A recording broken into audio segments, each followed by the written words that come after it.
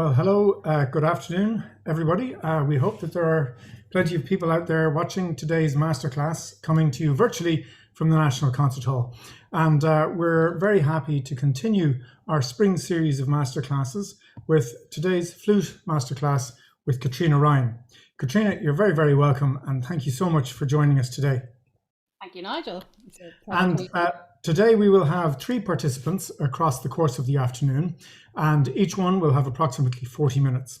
During the masterclass, we would encourage you to submit comments via our Facebook or YouTube chats, and we will relay these towards the end when there will be a short Q&A session.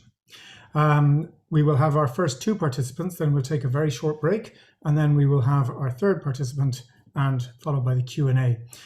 So we're delighted to have you today, and as I said, we're particularly pleased to be working with Catriona Ryan. Catriona was a scholarship student with Doris Keogh at the Royal Irish Academy of Music and at the Royal Northern College of Music. She's Flute Section Leader of the RTÉ National Symphony Orchestra, and she has also played with the B.B.C. Philharmonic, Manchester Camerata, Royal Northern Sinfonia and the Hallé. She's a member of Cassiopeia Winds, who feature in many music festivals around Ireland, including the Vogler Quartet's International Festival of Chamber Music and Music for Galway's Midwinter Festival. Catriona enjoys collaborating with other musicians and appearing as soloist with various ensembles, including the RTÉ National Symphony Orchestra, and interestingly enough, featured recently performing Mozart's Flute Concerto in D major for the orchestra's first live-streamed concert after lockdown. So you are no stranger to online performing, Catriona.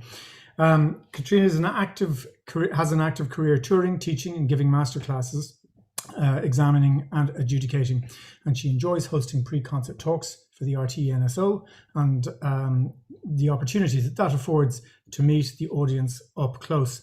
Well, unfortunately, our audience isn't up close today, but we hope that they will feel close as we work through this afternoon's masterclass. As I said, we'll have 3 participants, and the first participant is Hallé Nagle. And Hallé, you're very, very welcome. We hope you enjoy this afternoon's session. Thanks very much. Hallé is a first-year B.B.C student in the Cork School of Music, CIT Cork, studying flute with Sabine Ducrot and Aoife O'Donovan. Hallé was a member of the National Youth Orchestra from 2015 to 2019, and also the Irish Youth Wind Ensemble. Hallé also thoroughly enjoys chamber music and was a member of the Lyra Wind Quintet for several years. Hallé, we're delighted to have you with us today, and Catriona, thank you again. So the session will be approximately 40 minutes, at which point I'll reappear and handle the changeover to the second participant. But in the meantime, I'll leave you, Hallé and Catriona, for the first of this afternoon's sessions. Thank you very much. Thanks so much, Nigel. There's something distinctly uncomfortable about being on screen while your CVs are being read aloud. Isn't that so, Hallé? It's great to be here. Thank you so much. I'm really looking forward to hearing our young performers today. I've actually heard all of them play before in various contexts. We might talk about that a bit later. And yes, I don't want to waste too much of Holly's time doing my little intro, but just to say in general today, what I'm hoping to bring is my perspective on the 3 girls today, the girls playing, and I think that's a really important thing to take on board, especially for young players. I wish in a way someone had said that, or made me realize quite how important it was to take on board other people's opinions of what we do, rather than dismiss them or not take them perhaps as seriously as we should, because basically it's our world, it's what we do. We play, we create, we put it out into the world, and then someone in the audience hears it through their own ears, which are unique ears, and their opinion is a subjective opinion and valid and important, and we can learn so much from listening to what other people say. So I know you all have wonderful teachers and they're all doing a wonderful job, so I'm just another perspective to add to that. So I'm going to be very encouraging if I can, and not critical. So no need to be nervous, although nerves are a good thing. We need them. We need adrenaline, always adds to the performance. So I'll stop talking now and let Hallé play her. You're playing Bach, yes? E minor, the first movement. Just the first movement. We may. Well, I have the second movement as well, just in case we have time. But okay, lovely. Off you go. Deep breath.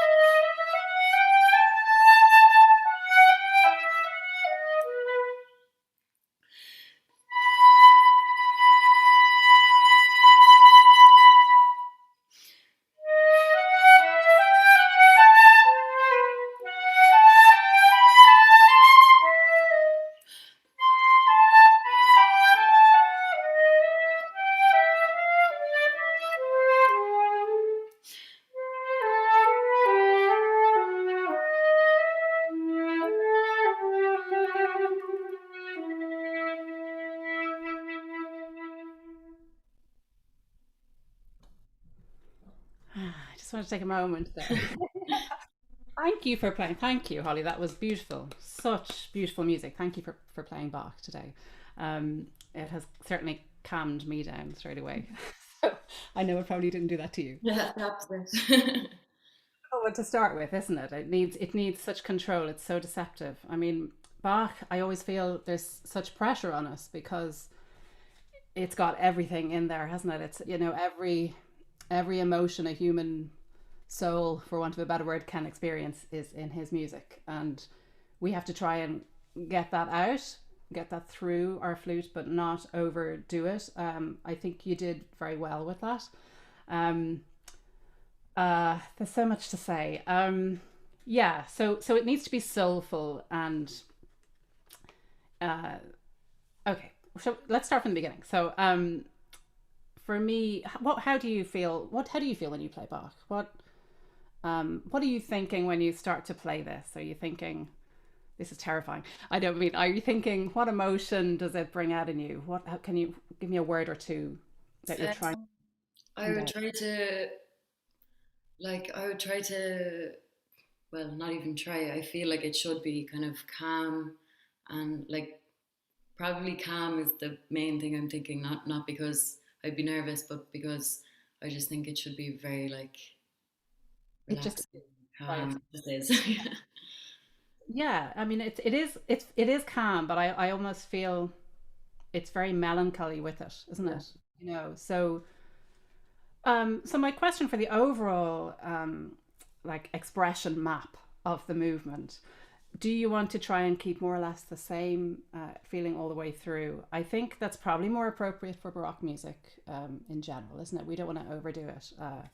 And today's program is a perfect example. We're going to have Bach, we're going to have Mozart, we're going to have Prokofiev. So we'll gradually get more expressive as we go on. But that's not to say there's so much emotion in this music. We have to show it in a different way. So let's talk about expression. So when we're on a longer note, for example, somewhere like bar 5, bar 13, I always feel with Bach like I'm really missing the continuo today, because this is one of the sonatas written with continuo, you know, figured bass, and so perhaps almost in the way that you would if you were playing the solo partita, we almost have to be the bass and the treble and everything in between ourselves today. But I always feel when I'm playing these long notes that you're moving with the bass, you know. So try to imagine the bass in your head when you're going through these longer movements to keep the, you know, we want direction, we want constant flow, but we still need direction within that flow. And what we have to be careful as modern flute players, we have to be careful not to overdo that. And at the same time, not be too samey all the way through, you know. So one thing I'd have you think about is the longer notes. It's difficult to do that today because we don't have the continuo with us. But yeah, the other thing is in terms of the overall, like when you start off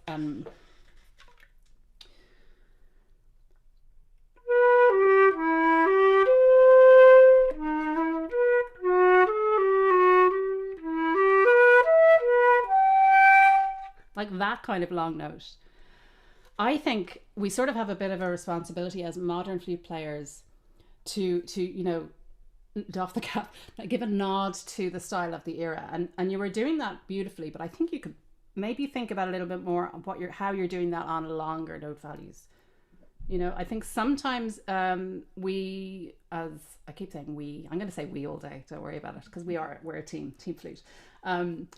Yeah, we revert to modern expression on longer notes if we're not careful. And I think if you listen to some more historic recordings, or someone like Bartold Kuijken, I'm never sure how to pronounce that, you know, the Belgian Baroque flute player, and any Baroque flute player, Lisa Besnusik, another name I can't pronounce, and Rachel Brown, I can say hers. There are so many of them, and it's really interesting as a modern player to listen to the recordings and see how they differ from each other as well in terms of expression. But one thing that they do quite consistently is they will play through the longer notes in a way that we don't now, and that's a really interesting thing to try to incorporate, I think, into an interpretation of Bach these days. We're playing silver flutes. These are not the flutes that Bach wrote for. Although he did write this one for a traverso, flauto traverso, as opposed to a lot of his pieces we play were written for recorder. So we know that much. Yeah. So right. Okay. I'll stop talking and let you play a little bit. Why don't we start at the beginning? I suppose what I like to hear is a little bit of ebb and flow within a phrase as well. So you're doing it really nicely. Da da. Not, we don't want to be da da da da dee da da dee like as we would now later on. So let's start from the beginning, and I will stop you shortly, and we'll talk about some maybe more technical issues. Let's see.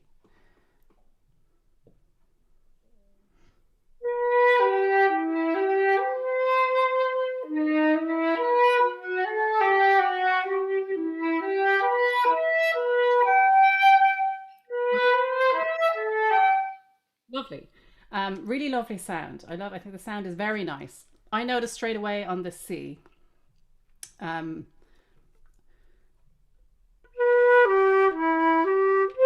I can't even quite do it exactly the same way because we're two different people, but be careful that your expression doesn't start just after the note begins. I know we've worked together in the National Youth Orchestra, and you probably have heard me say that before, but it's a different context. Um, it's so important, because the inflections in Bach are so important. Da da da da da. It's sort of, if it's going anywhere in the middle of the bar, it's going towards the third beat. So we don't want to start the expression midway through that quaver and have it happen before. I don't know. You know what I mean? Do you want to play it once more and just think about, before you start, think about, imagine the continuo. Imagine you were dancing to it, where you would lean, and try and have that lean echo in the way you play the C and then later on the G.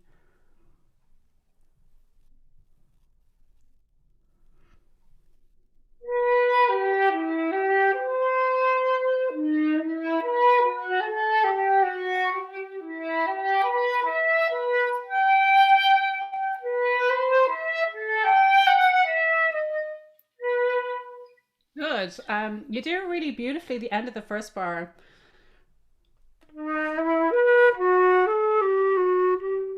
That's gorgeous. The taper away. I think that's so stylistically correct. Do you know what it is? I think maybe we need to always have like a drawer full of vibrato speeds, and also always the option of the top drawer with no vibrato. And we should really practice incorporating them. Well, we should incorporate them into our practice so much so that we become more versatile as musicians, and we have the option to decide not only whether to use expression, but how much and what kind, what speed. I think perhaps I'm feeling the vibrato a little bit modern. It's just that simple. But again, I guess it's just my perspective. It doesn't mean that you can't go and play this in a recital. And of course, it's always context. If you were playing this say today's program was a recital. I hope I'm not giving any spoiler alerts here, but people don't know the programs. But we have a Bach sonata, we have a Mozart concerto movement, and we have a Prokofiev sonata movement, which is a perfect recital, right? Really chronological and interesting. But so I would want you to play this. Say you were playing all three of those pieces. Now play that again, and how would you play it? So that's kind of what I want you to be thinking about. How would I play this if it were in a program with two other contrasting pieces? Say if it was for an exam situation, which I'm sure you'll be doing plenty of in the next few years. Recital, examination recital is a different thing to a recital. So, what you want to be thinking about is showing your range and your understanding of the different historic periods and when these were written, and how they would have sounded when they were written, and try to, like I say, have a little nod to that. So for me, say if I were examining you today, which I'm not your friend today, but if I were, I probably would comment on the very least about considering speeds of vibrato, or considering how the vibrato begins, how soon it begins after the note. Like if I even just, is that enough for me even just saying that to you, to try it again and see have you really thought about the vibrato on how you're using vibrato in this movement? Not exactly. No, I just wondered because if it's a considered decision, that's absolutely you're right. No, And not I'm not exactly. saying you're wrong. Right. I'm just saying something to very much consider in terms of coming across as respectful to the god that is J.S. Bach. So, you know, um, I think it's so easy and very tempting sometimes to play Bach on these flutes, you know, with so much expression, and it's a great experience for us. But there should be a part of us that feels that that is not the right thing to do. You know, that that isn't really fair to such a great composer. Okay, so let's start again. Really try and think about the expression. But the most important for me is that if the expression is going to begin, I would rather it would be a little bit more subtle. Like I want you to have a Bach drawer in your drawers of vibrato. Okay, so one of them is just for Bach. It's special. Make sure that it doesn't start after the note. We do have to be very careful at that in the flute, because the way we produce our sound, by the time the air hits that, we go ha. You know, we think we started the note. We haven't really. Certainly to someone a distance away, I get told by conductors all the time, you know, this sounds late, and we can hear that we're not, but we have to be very careful to make sure that our articulation and the sound and the expression are all really coinciding, so that we're saying what we actually intend to say through this lovely tube. Yeah. Okay.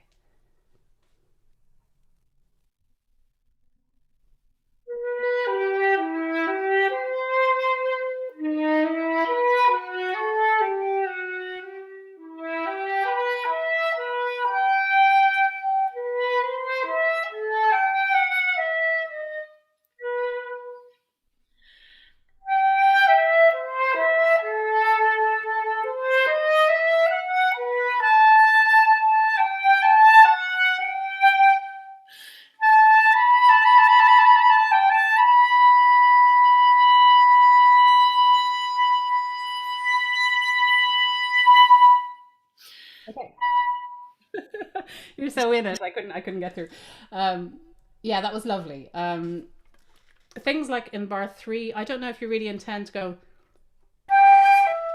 sorry, which is what you did. I would have thought it'd be, I'm slightly overdoing it, but yeah. Just be careful that that this isn't determining how your music is coming across. You know, the facility with which a note speaks or not. We have to try to always endeavor to counteract that, to fight with our best friend here, and then we can have a wonderful relationship. But yeah, flute, I think even more so than most woodwind instruments, is really because it's so open. We really hear when a note is easy to produce, when a note isn't. So when you articulated that G, it came out a little stronger, I think, than you intended, but I could be wrong. So, you know, one great thing about this pandemic, if there is a great thing about this pandemic, I got my vaccine this morning, by the way. I'm very excited. Congratulations. Yeah, thank you. I know, and I'm feeling fine in case anyone's worried about theirs. Yes. So one good thing is that we're hearing recordings of ourselves a lot more, playing a lot more than we would have, quite possibly, and also seeing videos. Are you having to make little videos and seeing yourself? You can see your embouchure. You can see yourself doing strange things that you would never have seen up so close. It's been a really good learning experience, I think, even that we're here today. How fantastic is that? You know, you're in Cork, aren't you? You're in Cork. I'm in Dublin. We're all over the place, and yet we're doing this. I think there's a lot of positivity that's come out of this experience. One other thing that is useful, and it wasn't really what I intended to say when I started on that track, but is when you're playing into a microphone, the flute particularly, you can hear how strong your articulation is when you begin a note. So I think maybe use that experience and make it part of your practice as a practice tool to record yourself playing something. Listen out for what I'm talking about. Are there any notes? Are there any parts of the phrases that are coming across not the way I actually thought that I was doing them? You know, you may well find that, so it's a really good, useful practice tool. Why not add it in now? Because, you know, we're moving with the times. Um, yeah, yeah, very nice. I still, um, do you know what it is? I think the semiquavers too. We talked about this music having constant flow. Don't forget to think about blowing through the semiquavers all the time, even though we might have ebb and flow. That the expression isn't reserved for just the longer note values, even if they are only quavers in this. And yeah, when you started, I was like, wow, that's really slow tempo. But so well done. It's great, great, but not making life easy for yourself. Yeah, that was something that I was kind of not struggling with, but like I find it difficult to find a tempo that I was not necessarily comfortable with, but one that I liked. Like sometimes I don't know, it kind of depends on the day. Sometimes I'd like it slower, and sometimes I'd like to like zoom through it. So I'm not really sure. I'm saying that, but yeah. But no, that's lovely to hear. I love that you're saying not necessarily the one you're comfortable with. That's really important. I have to do that all the time in the orchestra, play things at speeds I don't want to. So I love that. Yeah, I do think it's a hair slow, a hair on the slow side. He does say adagio ma non tanto, not too much, you know. So and breathing. I mean, breathing in Bach is always, you almost feel like it's criminal to take a breath sometimes, don't you? It's just such gorgeous music. Yeah. Why don't I let you play a little bit more? Another thing to consider on longer notes is always like with the continuo, bear in mind what they're doing, and maybe try and make your add some shape to your note, even a messa di voce or something that was used quite a lot in expression. So even if you still kept it, so bar four.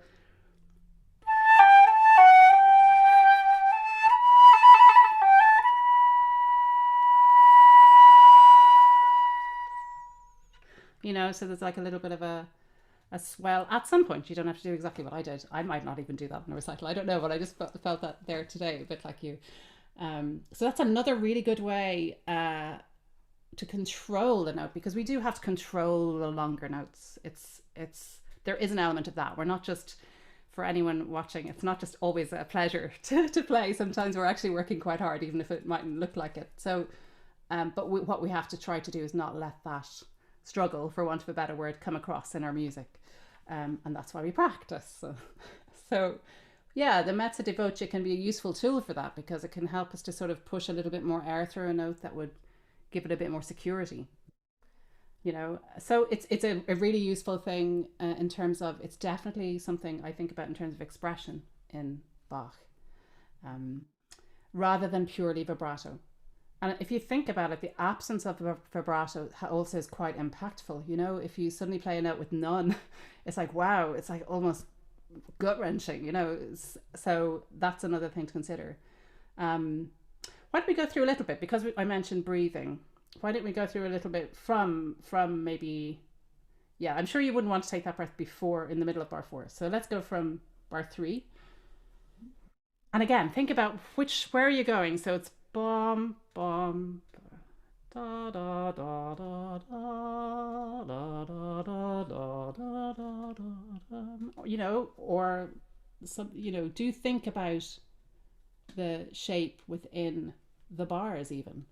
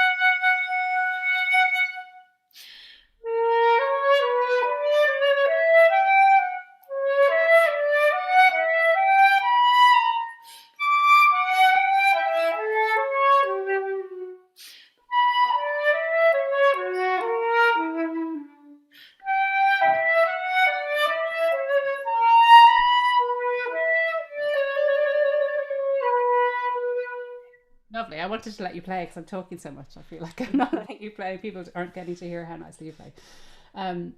Yeah, there's I'm terrible because I just want to keep stopping you and saying, what about this and what about that? And I don't feel that's my job. I like that you break up the first group in bar 15. I would do that too. I definitely like that, even though they have the slur. You know, this is Baron Reiter. You're playing Baron Reiter, aren't you? They're the same, yeah. Yeah. So so we can trust that very much, that it was probably an original or very close to original slur. And I still feel it's okay to break it. But actually, a lot of the recordings I listen to, they don't. So it's something to consider. Again, the tempo you're choosing, what we want to be careful that the tempo we choose doesn't impair the forward flow of the music. For example, the breath in bar 4, I don't think you really want to take that. I think you're just having to take it because you know you've got this long note in the next bar, yeah? So for me, it would be better to have it vary like 1 or 2 notches up on the metronome and not make that compromise, you know? So we do have to think about the whole picture. What else did I notice? So yeah, so the semiquavers, I think it would be a really good idea to record yourself, because I think sometimes the semiquavers are very connected.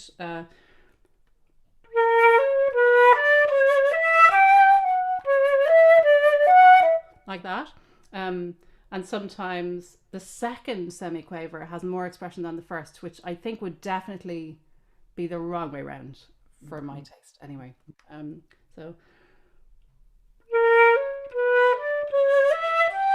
if you want to make a change, lengthen them through the phrase.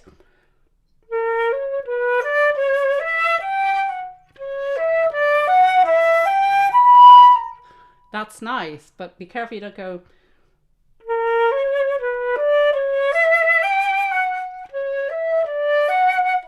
I don't necessarily mean like the very last semiquaver in a bar would be fine because it's going to the next beat, or in the middle of the bar going to the third beat. Just be careful, like I said, that it's intended. Yeah, really nice. I'm going to let you play a little bit more. Oh, one more thing. 11. It was the same thing. I don't want to say the same thing all the way through, Holly. Poor Holly. But it's about where the emphasis is in the bar and linking the expression with that. So bar 12.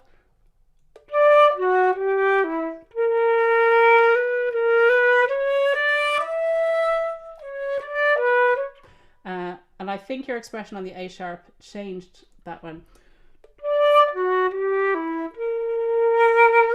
I don't know if you meant that. Yeah. I didn't mean it. I know, I suspected. So just be really so how can you want to practice scales going dum dum dum dum, you know, bell notes.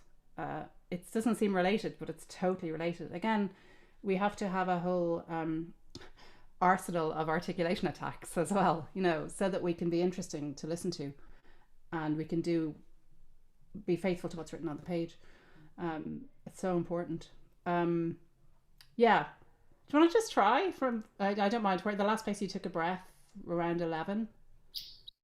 Did you take it after the downbeat? I think you might. Yeah.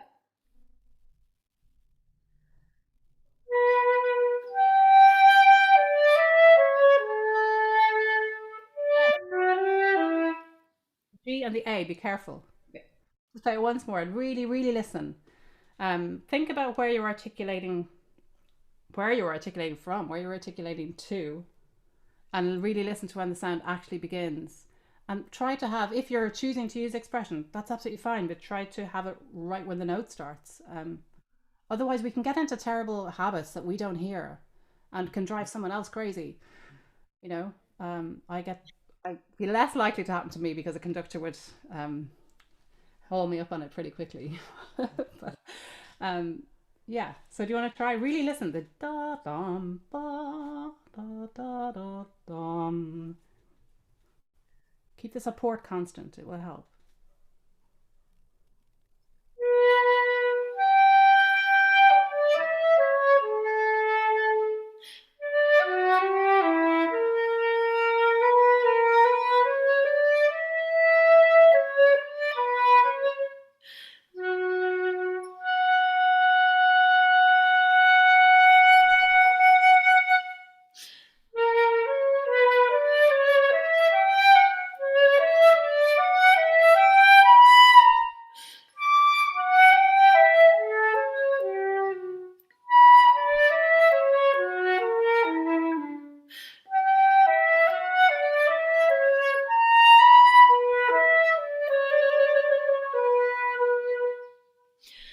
you start that trill a little bit slower. Okay. Yeah, we should always try to match the trills to the tempo marking of the movement. Just to start a little bit slower. Also, then they have that lovely clash against the harmony of the upper note, which is just gorgeous. Great. Well, I was going to say one thing in the middle of that. Yeah, don't feel like you have to do Messa di Voce just because I said it. That's fine. And the thing to really practice is tapering off every group of two. So practice maybe scales and thirds. In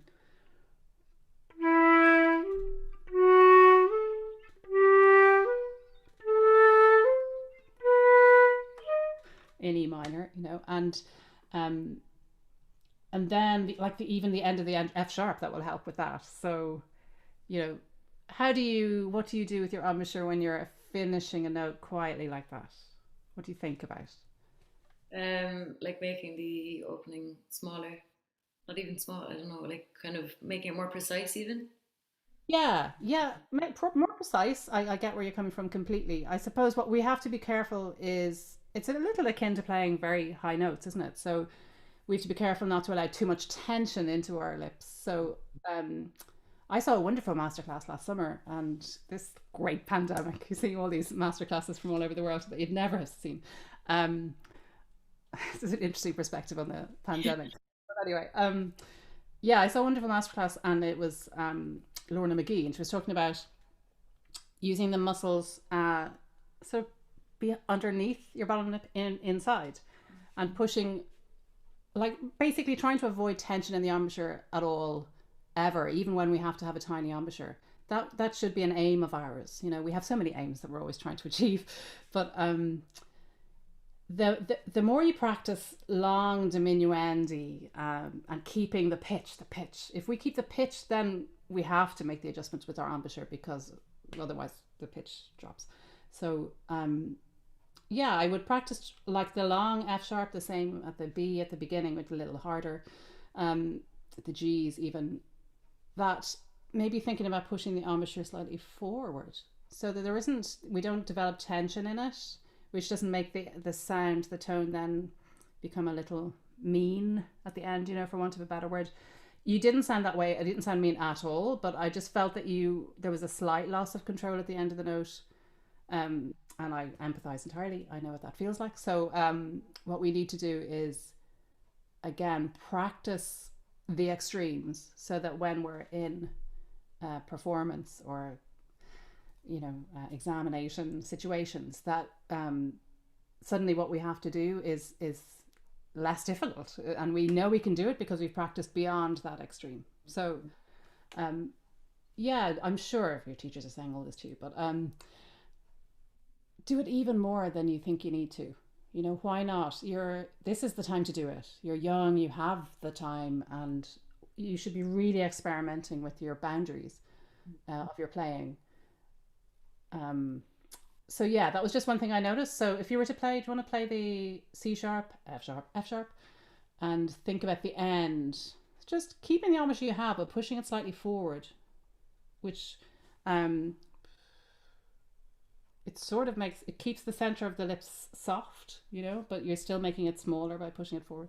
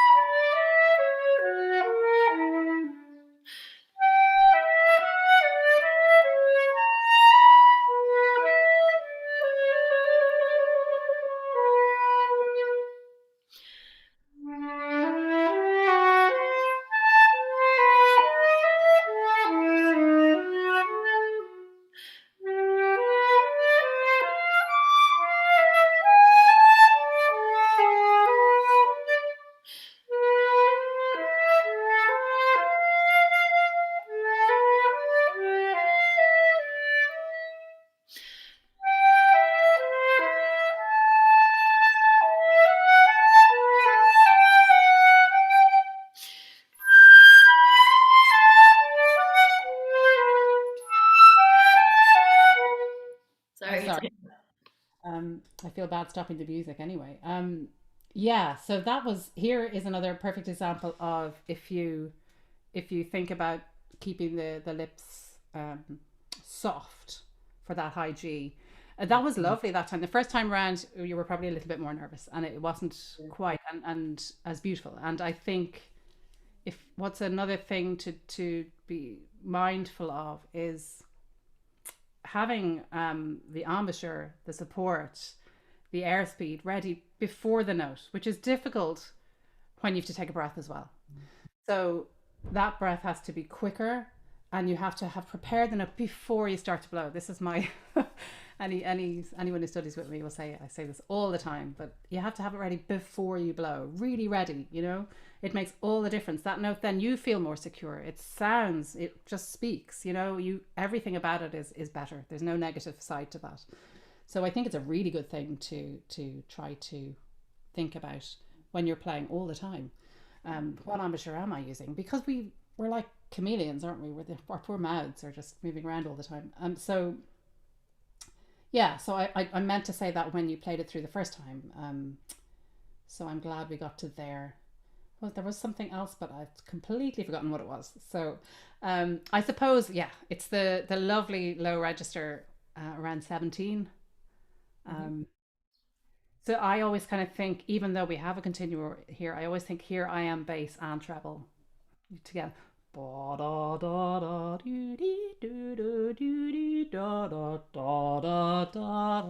can't believe I'm singing live.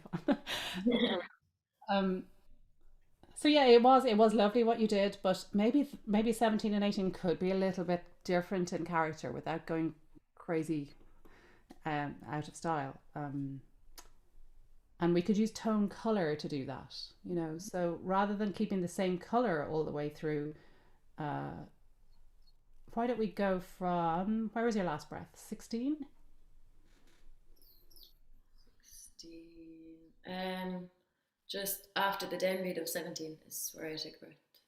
Okay, I just wanted to go sorry. to the previous bar. Yeah, just after the downbeat on 16. Yeah, perfect.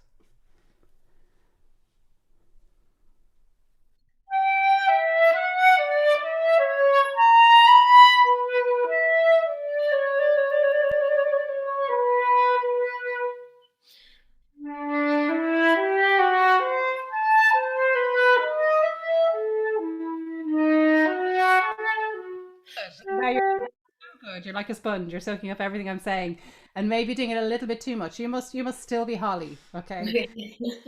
And go with your instincts too. But like I said at the beginning, take on board what I'm saying, but not to the absolute extreme that you feel like you're playing it the way I would play it. I don't want that for you. That's what makes life interesting, is that you play it like Hallé. But you're playing Bach. Ultimately, he's what we're here for, and I think you're doing a really beautiful job. I don't know how I'm getting messages here telling me 5 minutes left or something. So would you like to play towards the end, so we hear you play us out a little bit? Why don't we go from the upper B, middle of bar 26, and you're going to think about preparing this B, having a softness in the embouchure as much as possible, but support, otherwise you can't, this is no use. And what you're going to grow through the B into 27, I think, yeah, to make it a bit more interesting, but not so much. Always scale everything, not so much like the trill, maybe in where I suggested being a slightly slower speed of trill. Maybe don't take so much time over it. It sounded a little final. And then the end will be a bit of a letdown, if that's possible in Bach. Okay, let's hear you play a little bit more. And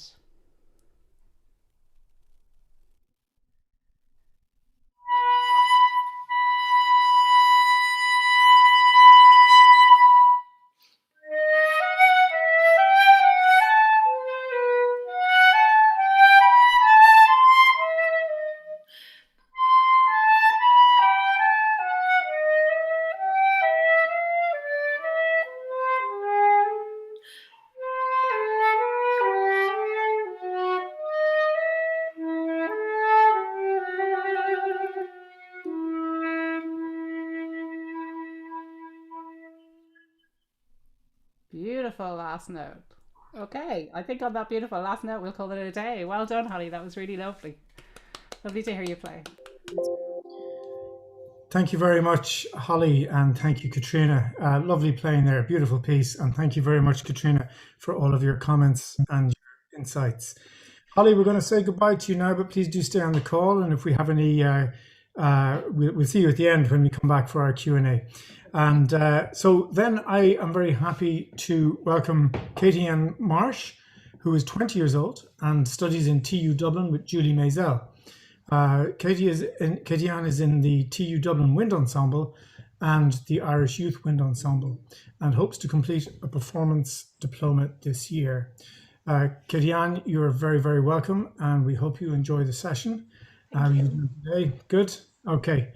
And okay, so Catriona, just to remind people that if you'd like to feed questions in for our Q&A session at the end of this masterclass, please do so on our YouTube and Facebook chat facilities. After this session, after Katie-Anne, we will take a very short, just a sort of a 3-minute break, and then we'll have our third and final participant before the Q&A session. So I will leave you two together and enjoy the masterclass. Thank you very much. Thanks, Nigel. Hi, Katie-Anne. Hello. Hello, how are you feeling? Excited? It's quite difficult to sit in the background waiting to play. Yeah, it builds up some of the nerves while you're sitting and listening. Yeah, it's difficult. I know I'd be tempted to be tootling away a little bit. So Yeah. okay, we're going to play the lovely Mozart G major concerto. Yes. Yeah. Movement. And have you prepared another movement just in case? I didn't get very far beyond the first movement with Holly though, so. I don't have the second movement of this prepared, but I can go on to an orchestral excerpt if you like or something. Okay. Just to know really in terms of pacing. Yeah. Talking. How about you play? Are you comfortable playing it all the way through? You don't need to play, or would you rather? I think we should let you play it all the way through. Is that okay? Yeah, that's fine. Yeah.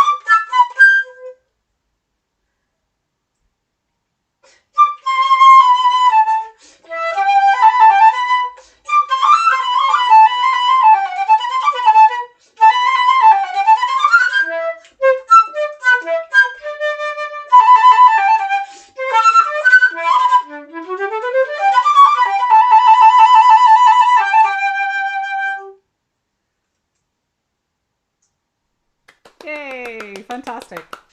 Such happy music, isn't it? Yeah, it is. Happy I finished. No, I wanted to let you play all the way through. I hope that wasn't cruel, but just in case I talk a lot and you don't get to play any sort of meaningful section of the piece in total. Great, well done. Did you enjoy that? Yes. Oh, that's the right answer. Okay, so Mozart, another incredible composer. You know, he was so versatile, and he wrote for all kinds of genres. So I think we should, I see.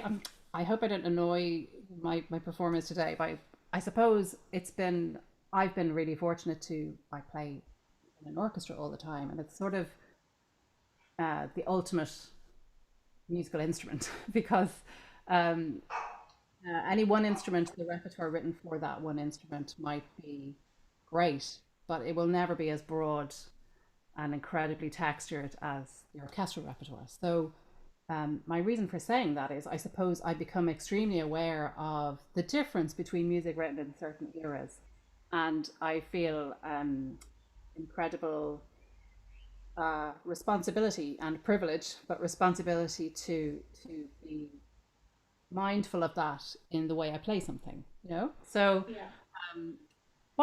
how do you see Mozart? What do you think of when you see or when you hear? What do you think of it when you hear Mozart? What do you think in terms of some words? A bit like I said to Hallé, what would your description of his style be, or how does it make you feel? And is that the same when you then play it? That's what my question.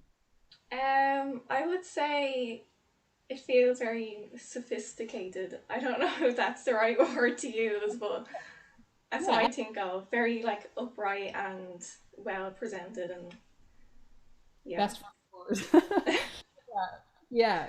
Okay. We all wear our Sunday best. That's really lovely. That's a lovely description of it. Yeah, I think that's sort of spot on, and it's with that it's elegant. With that it's graceful. Yeah. So I think as flute players,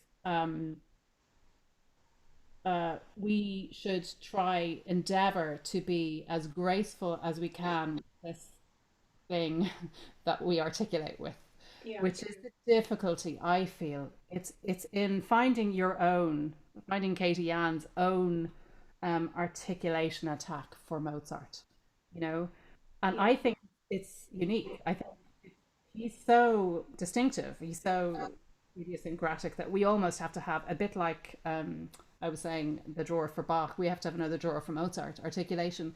It should be, you know, as light as we can possibly make it, and that for me is the challenge in playing Mozart because it's so graceful and elegant. We don't want to be articulating like bashing our way through, which we could, you know, these long Yeah. phrases, the scale passages, and we don't want them to become too heavy.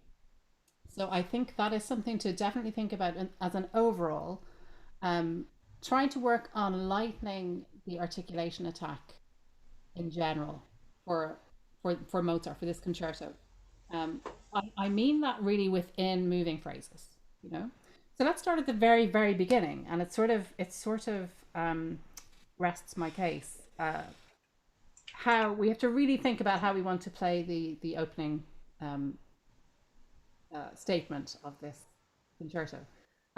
I feel like again we don't have to be. We are playing modern flutes, and people, if you put this concerto into Spotify, you'll hear 10 million different, not quite, interpretations of length. So I'm not saying they're not valid, but I think staccato shouldn't be too staccato in Mozart. Okay? Yeah. I don't think when he wrote staccato, he meant our modern interpretation of staccato. I think he meant gentle, a much gentler version of that. That's not to say that he was always gentle, but so just play the opening phrase for me again. Yourself.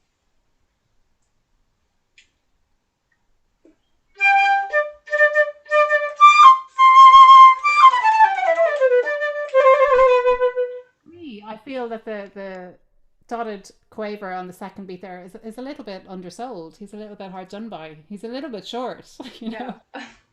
Deserves to live a little bit more than that. Okay. No, it just seems very, very spiky, which, and I understand where you're coming from. You want it to be energetic and, um, you know, aperto, like the other concerto. But I think it's a little too much. Uh, and again, if I were examining, I would probably say something about that. Is that a deliberate shortening of that note, or are you just trying doing it for clarity? That's something we have to be careful that we don't. A little bit. Yes, it was deliberate, like more so for what you just said, like clarity of more so separating the notes because So they're all repeated. yeah, this is exactly, and I love that because I figured that would come up at some point today, but for the other reason that there wasn't enough clarity between repeated notes. That's so important. So it's brilliant that you're aware of that. It's really great. Yeah. If you don't flip over, slightly overkill. Um, so clarity is crucial. Absolutely. Why don't you play it once more? What we don't want is that the dotted quaver is the same length as the semiquaver. Because I Yeah. think if he'd wanted, he would have written it, dum, da, da, da, da. So that's the first thing I would talk about. So think about that. Differentiating slightly between da, dum, dum, da, dum, dum, da, dum. A little bit of warmth to the note, I think, the dotted quaver. And then within the bar, when we have repeated notes, like you said, it's really important, like you said, that we have a little bit of air between them. Otherwise they become, especially on wind instruments, they become very difficult to differentiate, difficult for someone any distance away at all to hear the rhythm. Um, but also, when you have repeated note, it's usually for me, as soon as I see a lot of repeated notes, I think, okay, where's the shape in this phrase? Where is this phrase going? And even though they're the same repeated notes, like we would have maybe in the orchestra a lot of da da da da da da da da da da da da, sort of accompanimental, for want of a better word, semiquavers or staccatos in a row on repeated notes. And it's always going somewhere. There's always ebb and flow, or propulsion forward. So, what do you think? Where's the first bar going to? Kind of obvious, isn't it? It's going to the it's going to the high D in bar two. Yeah, yeah, exactly. It's going to the second bar. Da da da. So arguably maybe the C, but yeah, the D. Da Yeah. da da. So I would love to hear that direction in the first bar a little bit more. So rather than having dom dom da da da da da da dom dom da dom dom da da dom. Yeah, I Yeah. mean Mozart was graceful, but he was pretty fiery character too. Yeah.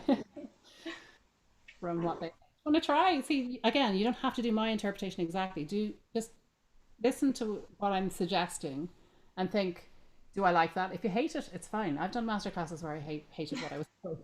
But I think musically, having worked with a gazillion conductors at this stage in my career, I've heard all kinds of different ideas, and you don't always love them, but this would be a very common um, ask of a conductor that we think about where we're going to, and that when you have within the bar that there's direction, you know. And I think Yeah. it just adds to the music. If you try it,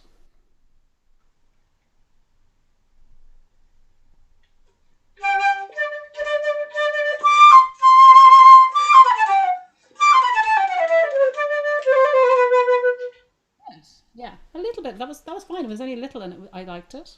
Yeah, did you? Yeah. Yeah.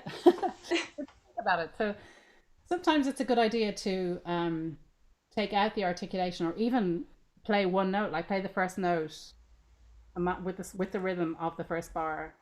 Da da da da da da da da da da da. You know what I mean? And then suddenly you know, oh god, it needs something. It needs direction. It needs expression. And Yeah. then add it back in with the actual notes. Does that sound ludicrous to you? It's difficult when you're not speaking. You go right into a very small little square up the top of the screen. I can't see your face. Um, but no, it's another interesting way to practice. So you could go.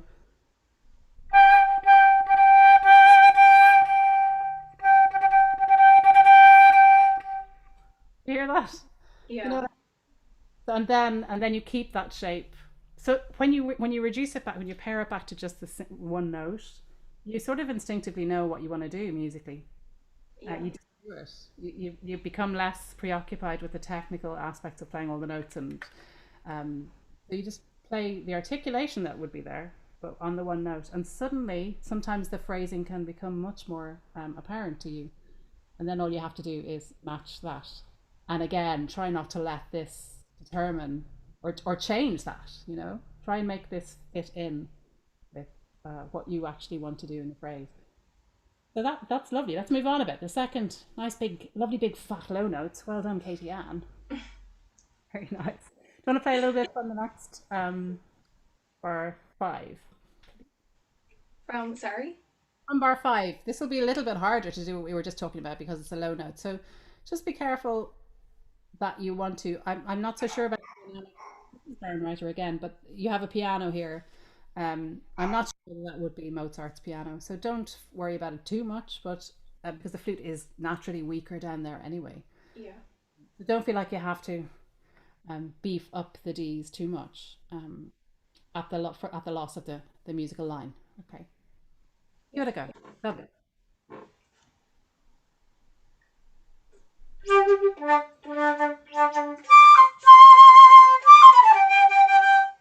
Helps when we have repeated notes and a lot of articulation in a row, is to stay super still. It's tempting to go dum dum dum dum, but I think we often we make life difficult for ourselves when we do that. So sometimes it's a good idea to just make yourself stay still it'll be the same later on, Maeve, if you're listening in the Prokofiev. You know where I'm talking about. So yeah, sometimes it's a really good idea just making a beautiful sound. It's nicely focused, it's really strong and present. So don't mess around with it, you know. Keep everything stable here. That means keeping everything stable here and here, you know, and fingers. So we don't want anything to have a negative effect on what we're doing well already. So yeah. Okay.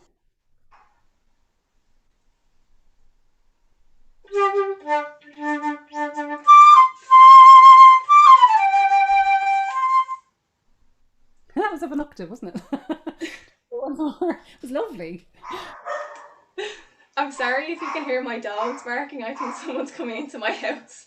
As long as my cat doesn't hear him, we're okay. We're okay.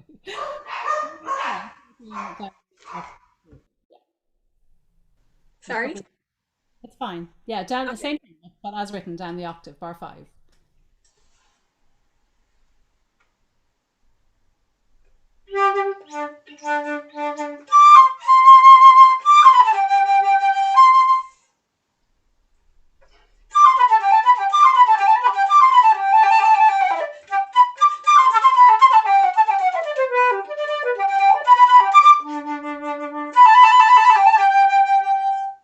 Lovely.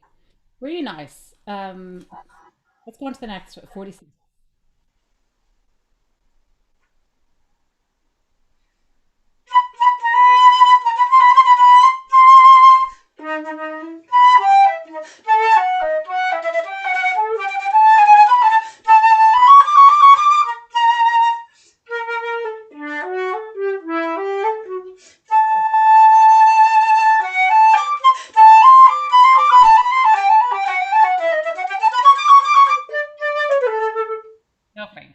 You know where the phrase ends. That's great.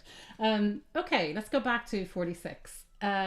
So what I'd love you to think about is this Mozartian attack or articulation attack I was talking about. So somewhere like here, be careful that the staccato doesn't add too much importance to the notes it's on.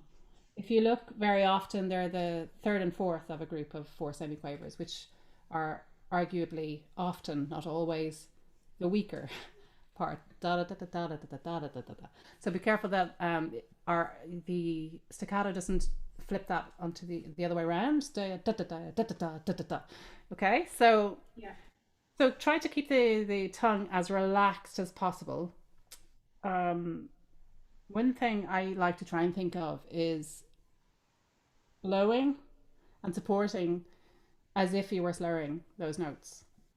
And then you'll find you don't need to use as anything like a strong and articulation attack, you know?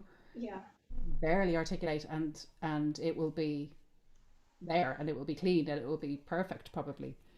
So maybe trust yourself a little bit more. What we have to be very careful in a long Mozart movement, that we don't let tension develop in our articulation, because it's a shame, you know, like you said, this is such I can't remember the word you used now, it was perfect. The music is Sophisticated. sophisticated, lovely. So what we want this to sound sophisticated, and the tone we use really encapsulates that, doesn't it? We play with a sweet, centered, focused tone for Mozart, you know, and we don't overdo it. So the same should apply to our articulation. You know, it has to match that. Yeah, and at the moment, I think your articulation, and we're all guilty of it. I'm not saying it's you're the only person in the world who has this um, tendency. We all do it. Think of staccato as just being staccato, no matter what era of music we're playing, and it's just simply not. You know. Yeah. Your dog agrees. You see, he agrees, or she. I'm not sure. So da da da da da da da. I'm not aware. I'm not playing very much, am I? So I mean, you probably heard my keys more than you heard my articulation there. So, as opposed to, you know what I mean? It's really clean, and I appreciate that you can do that, and I appreciate your intention of it really clean. But I think the music must always come first over the technical difficulties, Yeah. you know? So, yeah, I think this is going to be my main message today, isn't it? Is to try and match um, our articulation, mostly our style of playing, to what we are playing, or who we're playing. More to the point, try and bring Wolfgang back to life by the way we play it. Imagine him in the room, you know. Um, okay, I'm starting to babble. I think let you play a little bit more. Let's hear you play 46. See if you understand what I'm saying, don't you? You can see how Yeah. it's gentler. Yeah.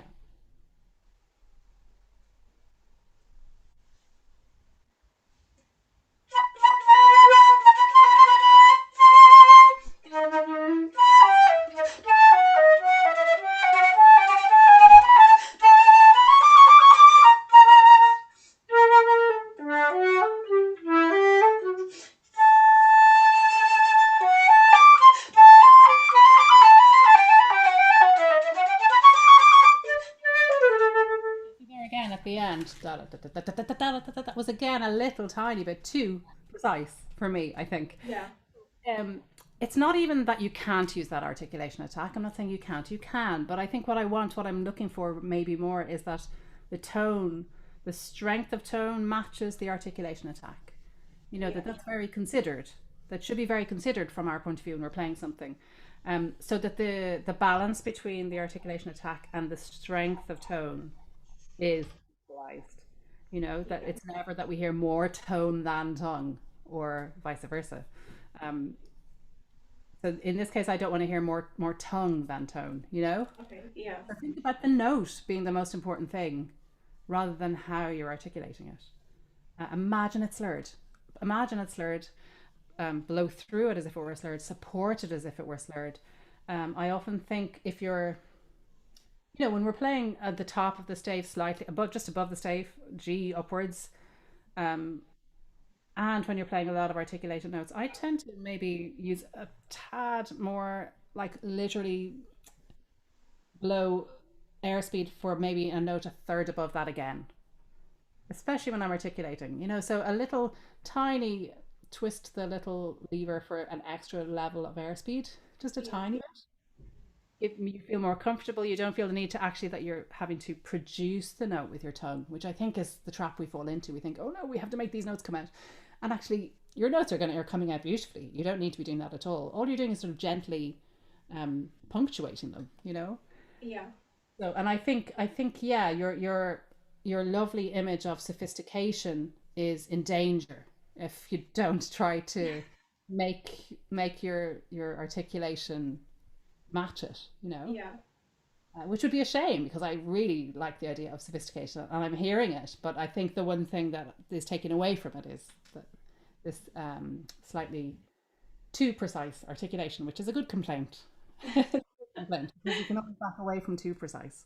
Yeah. If it were the other way around, that would be a big effort. So this is actually, I'm asking you to relax. This is great. They're asking you to relax the articulation a bit, which should be an easy thing to do, but is surprisingly difficult to anyone watching. We work very hard to do things, and then trying to do less of them, or trying to say, if you have a bad habit and you're playing, trying to then you fix it and then try to go back, and someone says, play the way you used to play that, and you can't anymore. So, Yeah.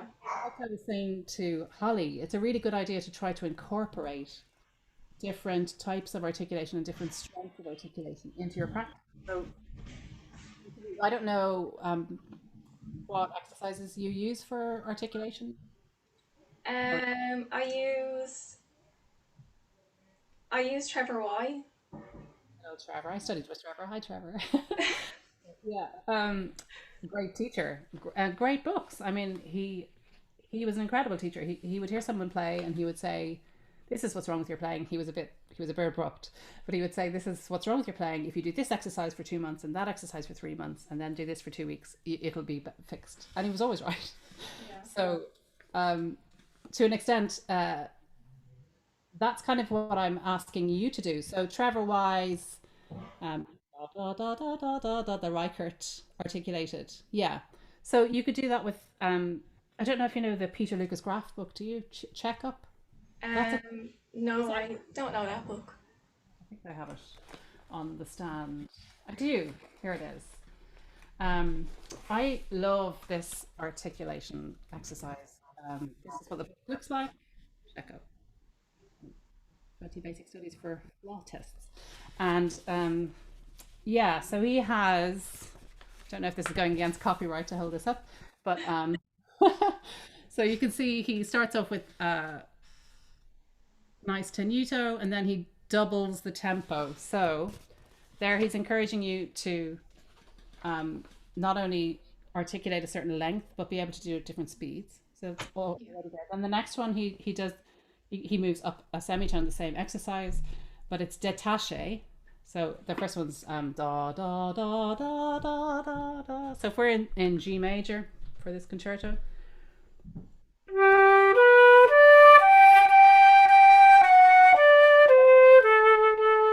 the next one would be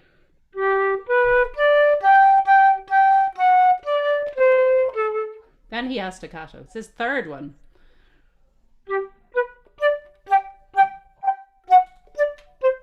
Then he introduces marcato.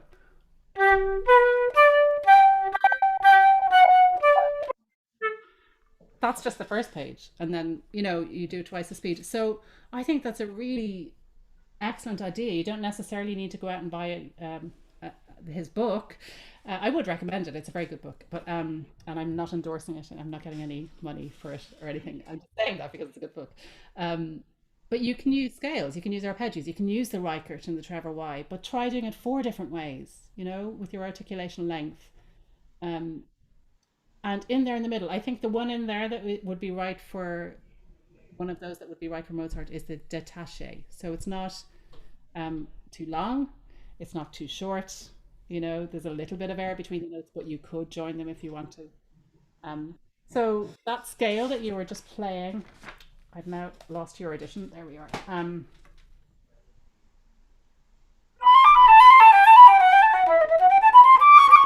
playing a C sharp or a C? Can't remember. C sharp. Yeah. Okay. It's just too. It's sharp and articulation, I think. Do you want to just try into that anywhere you're comfortable just before that? And just think about relaxing. Like I said, relax the tongue a little bit.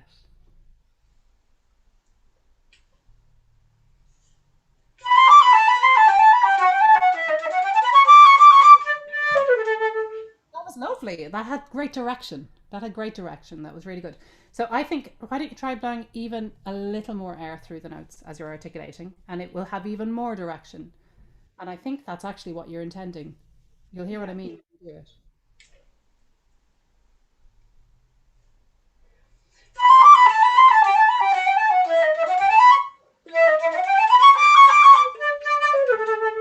For me, that just felt so much more comfortable, and you looked you see. So the first thing was blowing more air through, but also relaxing the tongue, and the two combined, then suddenly you're your sophisticated Mozartian that you want to be, which is what we want to enable. Great. Okay. So, what else shall we talk about? Let's see. Yeah,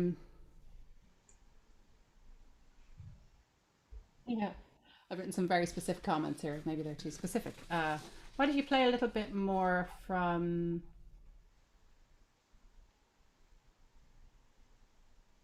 Where's the second page actually? Sorry, it's actually page 3 in yours if I can find it. There you are. So let's go from. It's your page 4, I think. Yes. Okay. My page 4. Bar 107. Okay. Yeah.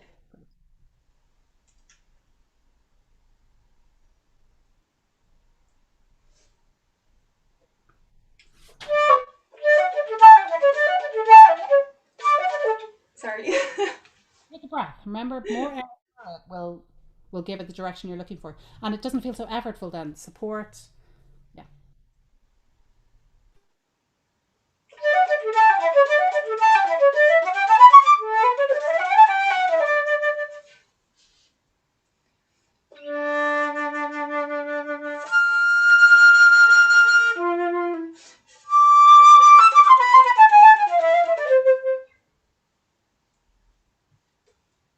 Sorry, I muted myself.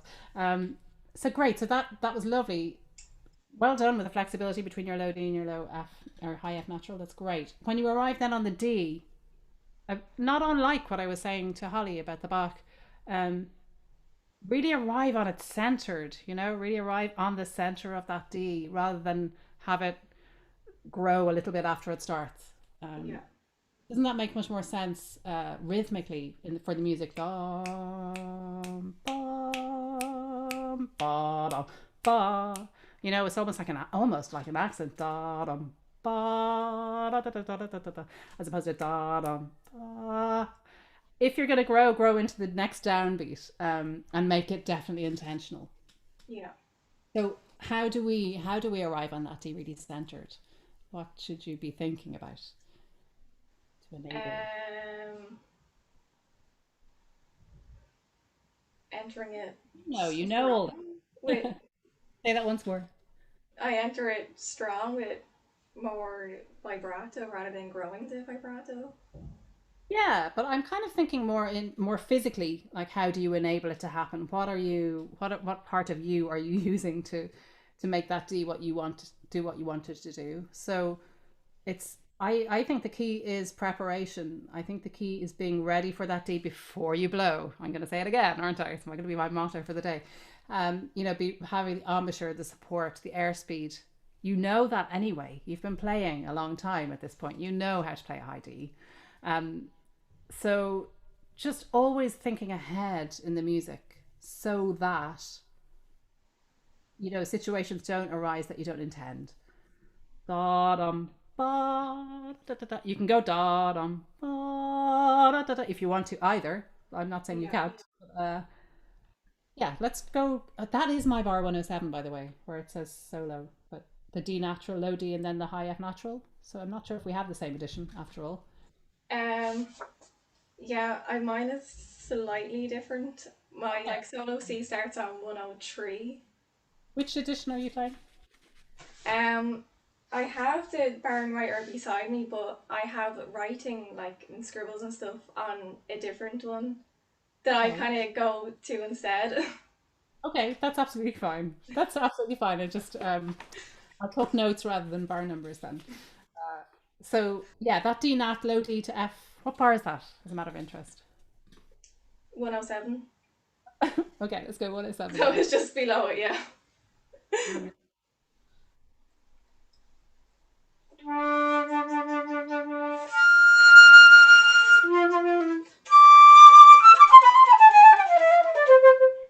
Yeah, so again, think about what you're doing with your body and whether that's impacting the notes, because it does very much on the flute if we move. So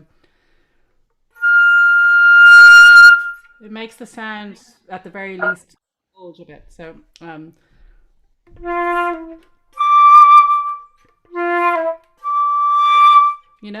so be really careful that your physical dancing movements, which I like. I'm sure some people won't always like it, but we need to be careful that we keep it in check and we don't overdo our movements. But I think moving with music, as long as it is with the music, is lovely to watch for somebody. We'll see if people agree and that afterwards. Maybe they won't.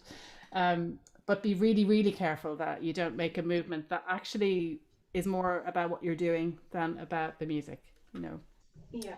because it can have an impact. I'm not that much of a purist that I mind you moving in an unusual place, but it's more because it has an impact on the sound, because anything we do here has an impact here, you know. And Yeah. this is so fragile. The more I play, the more years I play, the more I realize that it's so, this relationship is so important. Keeping this, you know, angle that we're blowing at, it's almost sacred for us. So we must always protect it. Okay. Would you like to play it once more and then just go on this time to the next phrase? So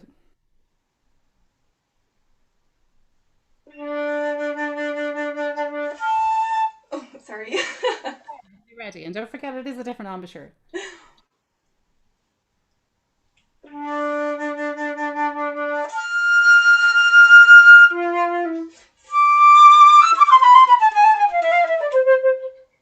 Nice.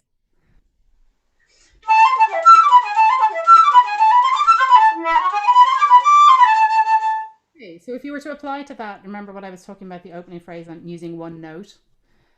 If you were to play all of that on the A above the stave, da da da da da da da, you wouldn't go da da da da da da da da da da da, would you? Probably not. So just because we know that a high E is overblowing an A, we know it's the same harmonic series. We mustn't let that come through. I'm starting to sound a bit like anyway, I'll stop. But so we must compensate for the fact that we have to blow faster for that high E and try not to allow it to make it stronger, you know? So you have another option. There are lovely fingerings that will make that E just speak that little bit. Um, your teacher might kill me that you use these fingerings. I don't know, but when you work in the orchestra, you have to have so many alternative fingerings for tuning with other instruments. So when I play high E, if you have a sharp high E, you can leave off the D sharp key. Little finger, I would say. You probably say pinky because you're young. And if you want to play it gently, if you just tip off the second trill key there while you're playing a high E, do you know that fingering?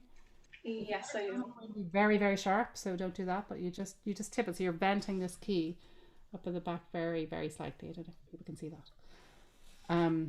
But it's something you would need to practice so that you don't, like I say, end up putting the trill key all the way down. Then it would be, which is not very pleasant. Yeah. Yeah, so how do we counteract the flute's natural tendency there? The flute's natural tendency is da da da da da da da da da da da da. So I think you have to anticipate the extra airspeed that we need for the E. Rather than trying to tighten the embouchure too much in a phrase like that, I think it might be a bit dangerous. We don't have an awful lot of time to be moving back and forth like that. I think airspeed can be our friend here. So if you speed up the airspeed through the first four notes, then you arrive on the high E with the correct airspeed, and the gentle articulation will be enough to help it be clean and definitely an E. So if you were blowing da da da da da, it would be so da da da da da da da da da da da. But just try it once and see if it helps.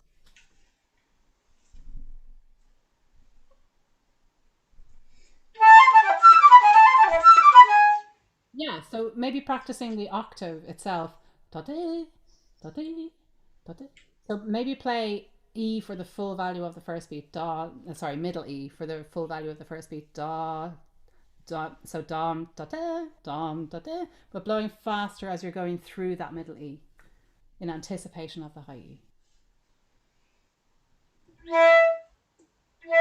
Oh, sorry. It's hard.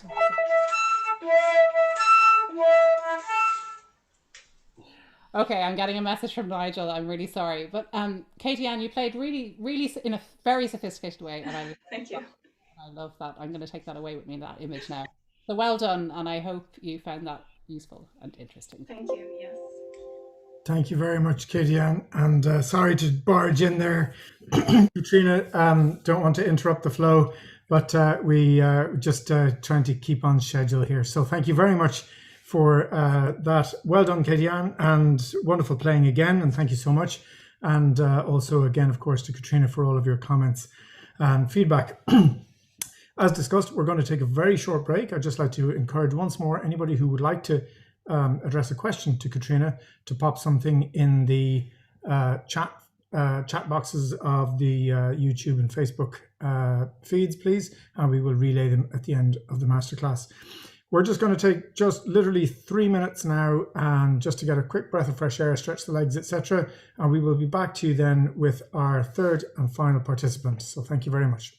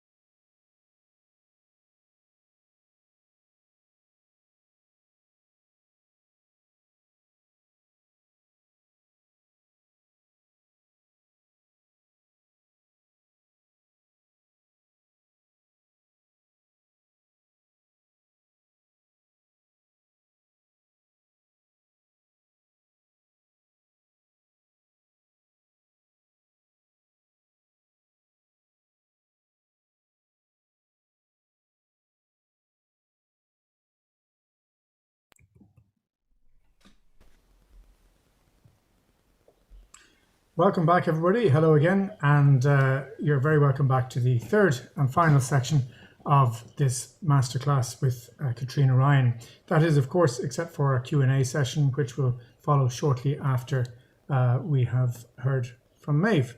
Maeve, you're very welcome this afternoon.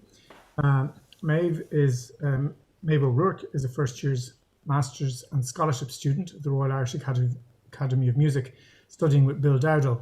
She's a graduate of the Royal Conservatoire of Scotland and also spent a year studying in the Conservatorium van Amsterdam.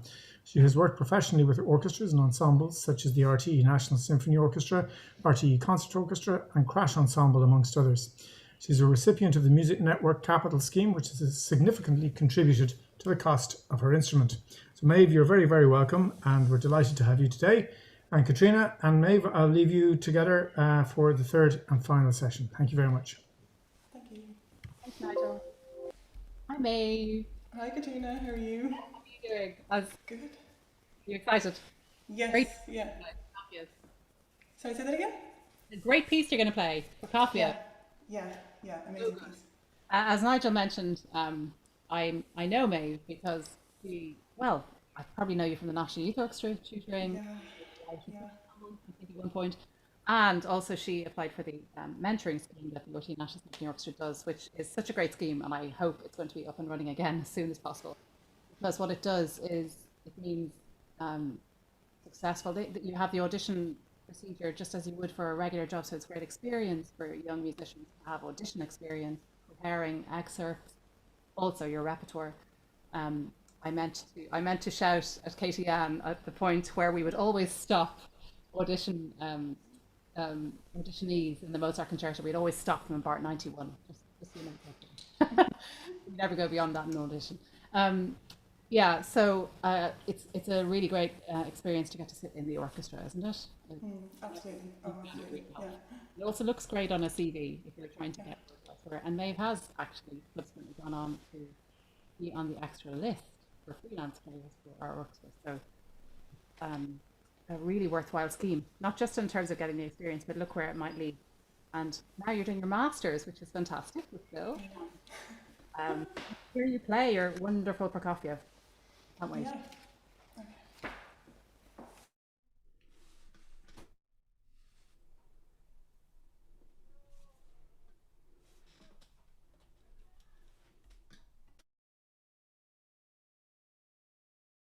Well, I feel like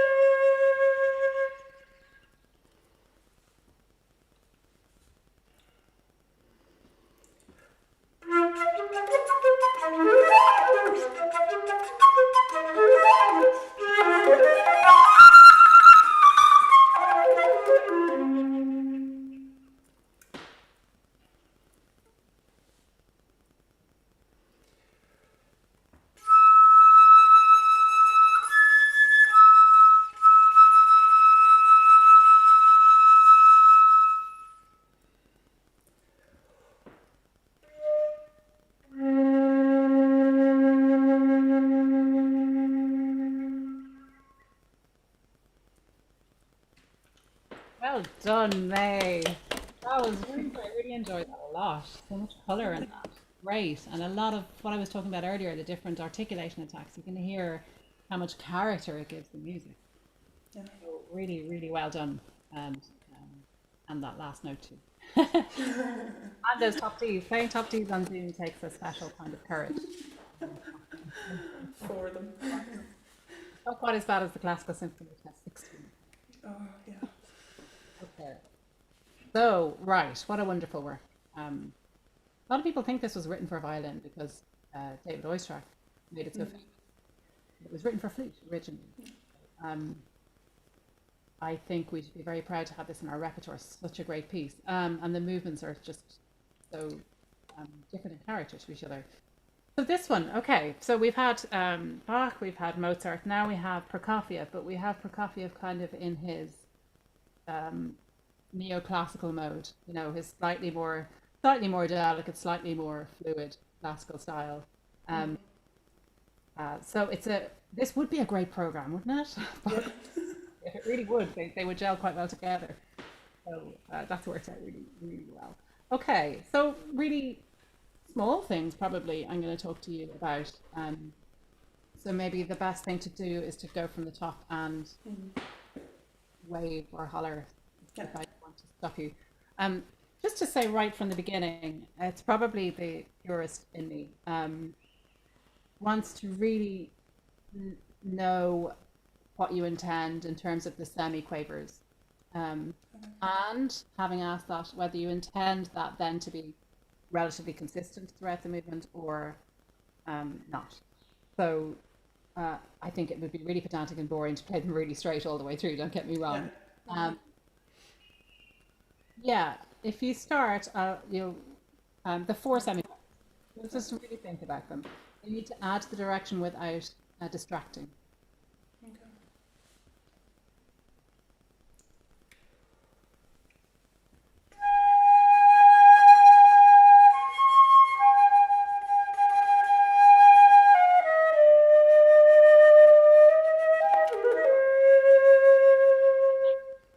Thought when you played it through the first time they were a little bit and it sort of, you know, literally distracted me from the beauty of the line that you were playing. And in the same way in the next bar where you you just play through those and make them add to the direction. I think the semiquavers should do the same thing because they're articulated. We want to be careful that they don't become too important. That was lovely. That was perfect. So we have to go on now. So yeah, I suppose later on, let's say two before figure one. Presuming we have the same edition. There are that many editions.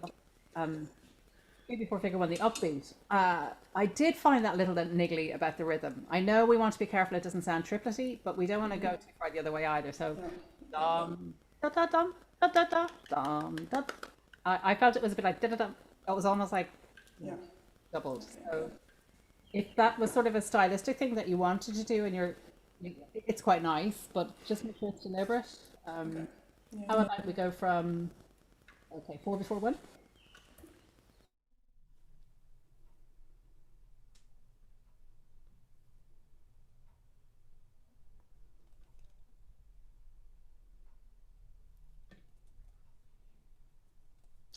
We have a slightly frozen Maeve, I think.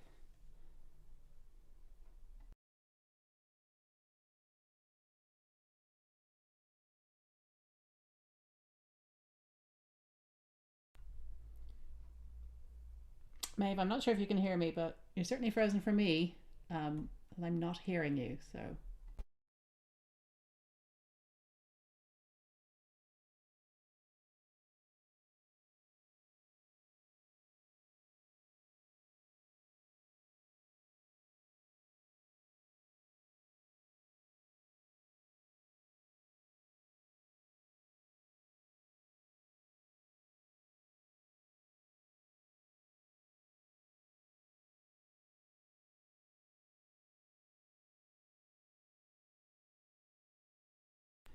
Apologies, I'm muted there. Now, Maeve, you're back. I don't know what's happening, sorry. Sorry about that, everyone. Let's just hope for the best and keep going. I don't know. Yeah, it was fine. Enabling this event, so it's Great. I just have to avoid those as well. So where were you? 4-4-1. Yeah.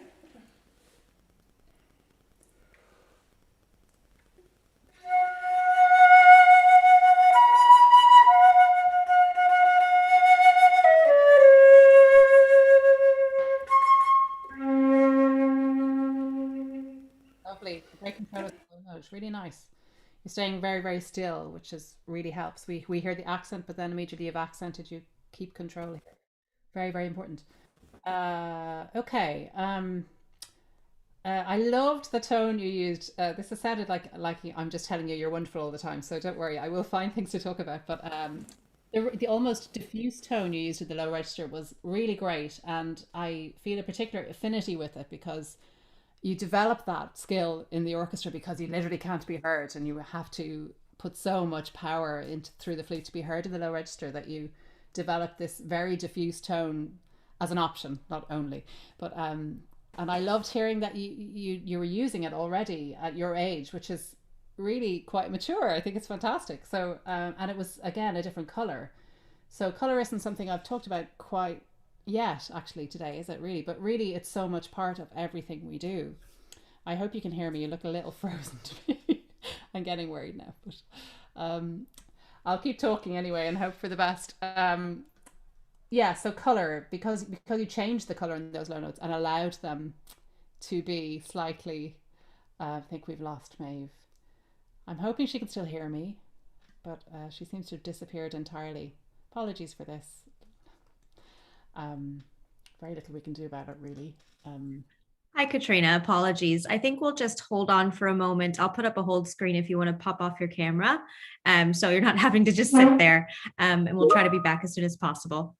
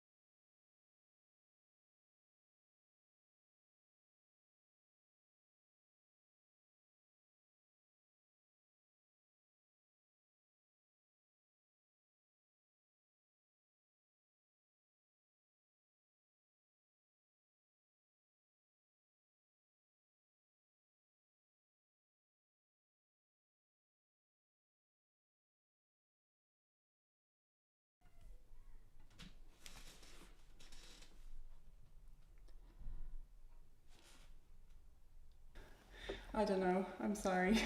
Don't worry. Okay. Oh, I think we're all used to it from online teaching. Folks, we seem to be back on track. So I think we'll just carry on if that's okay. Perfectly all right. hopefully. I'm Okay, sorry. fingers crossed, everyone. Everyone else, keep your fingers crossed out for Maeve, so she gets her full time. Hey, fingers crossed. You don't cross your fingers. You plenty to be doing with your fingers. Okay, where were we? So, yeah, I was talking about your diffuse tone, which was great. I don't know if you want to just give people an example of that again because it was so good. Forte after one, midway between one and two with the upbeat. If you play from there, they'll hear what I'm talking about. After one, okay. Bars later, which goes down to a low.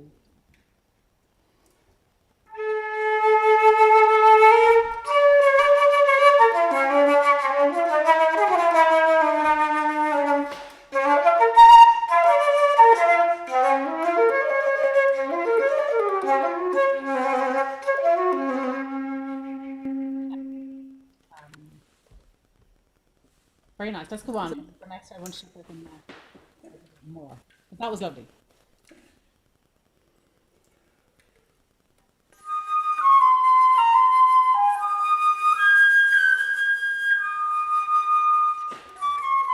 About stopping you now in case we lose you again, but I feel you could get an even sweeter, more focused top E. Okay. Try not to allow too much tension into the lips. Rather have the tension in your abdominal muscles, if anywhere. Yeah. Okay. Prepare the airspeed a little faster than you think you need.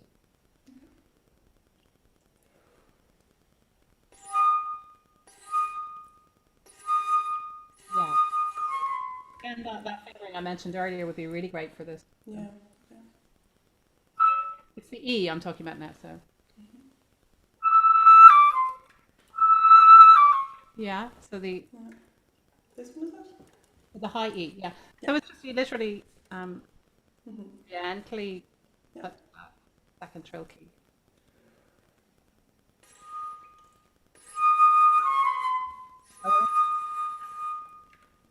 Okay. Yeah. All right. So let's go on from there. So from this, we want to hear really graceful singing melodic line, and have that not be impaired by the need to have an high A speak. You know yourself. Yeah. So, yeah, I would work on a little bit what I was talking about earlier, that keeping the center of the embouchure as relaxed as you can within the parameters that we change embouchure, but to try to explore the. I'm sorry, everyone watching, please take my finger on that. But the inner muscles inside your embouchure, and maybe besides of sort of almost the pouting muscles that you would use for your pouting, while retaining your embouchure, to help to make the embouchure, the center of the embouchure, that bit smaller. Why does everyone use this love puppet thing when we talk about embouchures? I know the center of the embouchure even smaller, but not tight. You know, it's the tightness that causes the excess air, I think.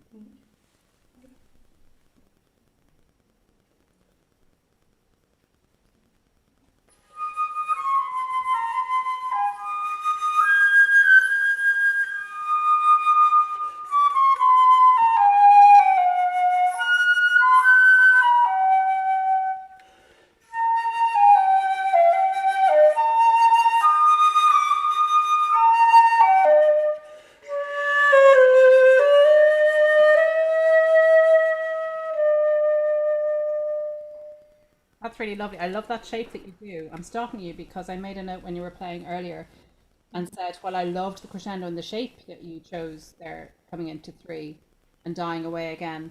I felt then the next entry should be slightly different. It should have an attack. It's mezzo forte. It's piano to mezzo forte should be quite a change, shouldn't it? Oh, I have, yeah. Okay. Attack will help with that. Again, let's open our drawer to Prokofiev. These drawers are getting very high. So our articulation drawer. Yeah, this can be, I mean, Prokofiev, we can be much more forceful with our articulation. Catriona will be brilliant at this now, so with her nice, precise, clear staccato. But also backing that up, that having the air right behind. Let's face it, when we articulate, the tongue is momentarily, depending on the length of the note, momentarily blocking the air from getting out, isn't it? Air builds up behind the tongue, causes a certain amount of pressure. We can really, you know, bring that up another whole level for this, and use that physical, actual reality to make a note much stronger. Da, not so much here yet, but if you have an accented note, somewhere in the middle here, you know, that this E, and you know, that the tone then matches that articulation, that they match each other. It's always stop going on and on and on about it, but da da da, that it rings straight away, that we hear your Maeve's beautiful E, you know, not oh, we hear, oh, it's slightly difficult to produce that note, is it? You know, and I know only a flute player will think that if they're listening to you, but yeah, I felt when you played it, maybe it was an intentional thing. Tell me absolutely if it was, that you weren't doing the mezzo forte at figure 3. At figure 3, yeah. At figure 3, I have piano written. Ah, well, there you go. Mezzo forte. Okay, well, that's amazing why I was unhappy, thinking, that's a very strange mezzo forte. So, yeah, piano. Okay, again, that seems strange. Yeah, mezzo piano before that. Right, after 2. I would certainly put it up to at least mezzo piano. I mean, it needs to be. I know he's changed the notes. I know he has added in his own ornamentation and triplets later on, but I still think it needs something extra to prepare what's coming next. So why don't we go directly from 3, and let's see where you're going with it then after that. So is your intention then the crescendo will go to mezzo forte, and that's the first time we hear mezzo forte? Okay. Yeah. Yeah. Okay, but I'd love this to mezzo piano. Okay. Oh, sorry.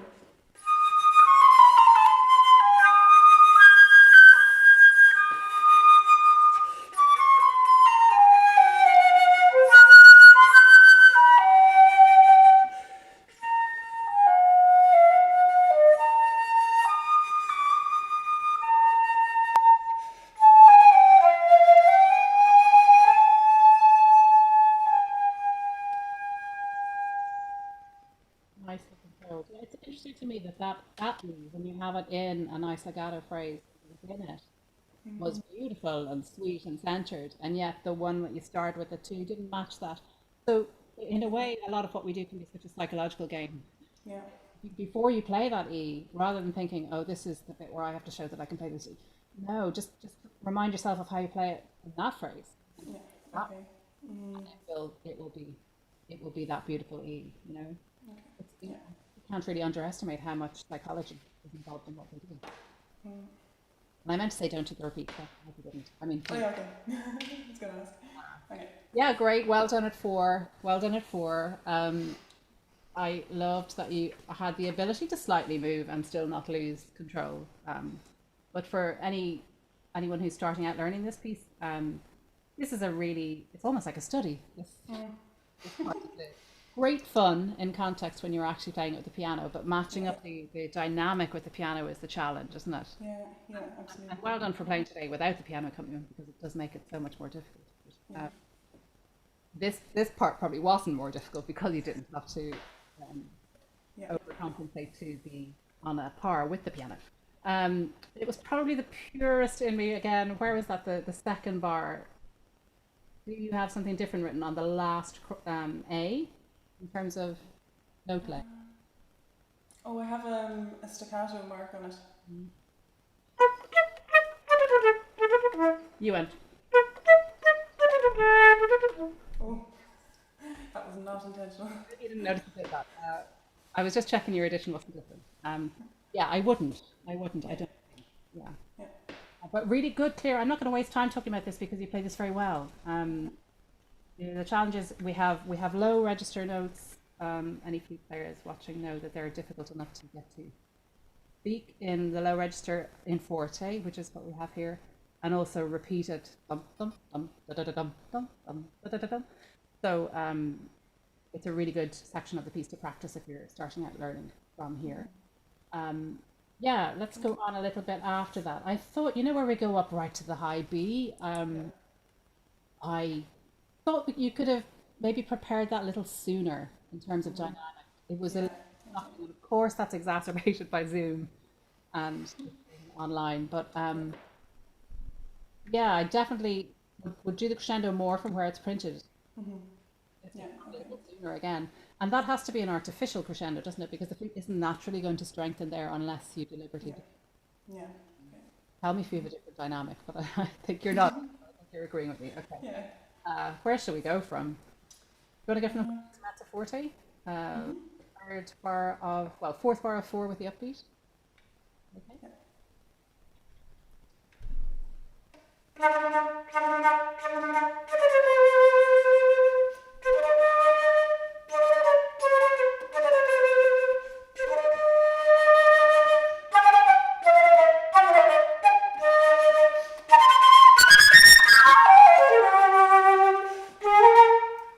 I was going to stop. You'll be exhausted. Yeah, so I suppose it's difficult. I think for me, the trick would be not to allow yourself to grow too much on that middle E beat just before the crescendo marking. Okay. Yeah. And you're really setting yourself up for difficulty in terms of managing that crescendo over the next few bars.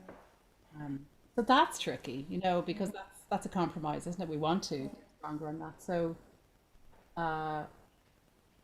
maybe you could add in a lower dynamic before, on the line before or something, so that you have somewhere to go through. Yeah. Okay. Just to, you know, it's always a consideration to add interest. I'm not saying we should change Prokofiev's marking, but this is probably editorial anyway. Anyway, right. Yes, lovely. What else have I got to say? Yeah, 4 before 7. Oh, yeah. Okay, that's really good. I will not say that. Okay, so why don't we go from 6 with the upbeat? Okay. Yeah. Tuning up this is always really hard with the piano section. Okay. Yeah. Our lovely D sharps can be a little bit sharp. Everyone, so Yeah. how was your D sharp? Yeah, probably. It sounds quite good. sharp. Probably And then- better, yeah. So you can play it without G sharp key, not as nicely focused. I certainly wouldn't recommend it unless you were very, very sharp. You could even overblow. Oh, I'm not going to say that.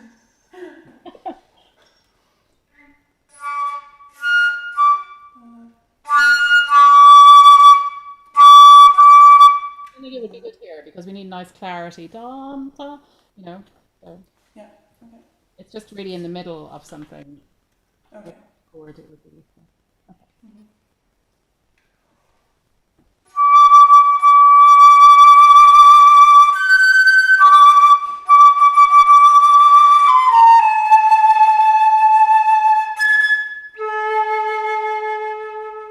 Again, like well done. The skill, the technique it takes to go so cleanly is not lost on me. So well done. But again, the rhythm, I just Yeah. find it a little bit too over the top. Sorry. Just because it sort of weakens it slightly. It makes it seem a little bit sort of like Mozartian or something. And Yeah. da-da-dum, it's quite a different thing. Da-da-dum. You know, Prokofiev, even when he is at his most classical and graceful, is still a little more quite strong, shall we say. Yeah. Okay. Yeah, let's go on to the next bit. Lovely.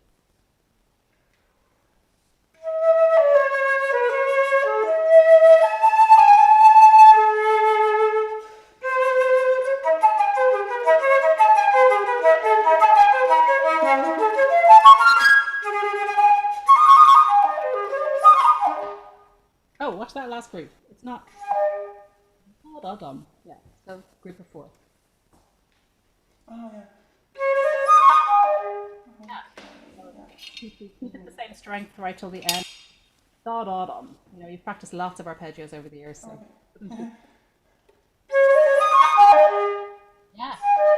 Yeah. Da-da-dum. Very deliberate. So we hear that we changed it from the triplet. Same as me too.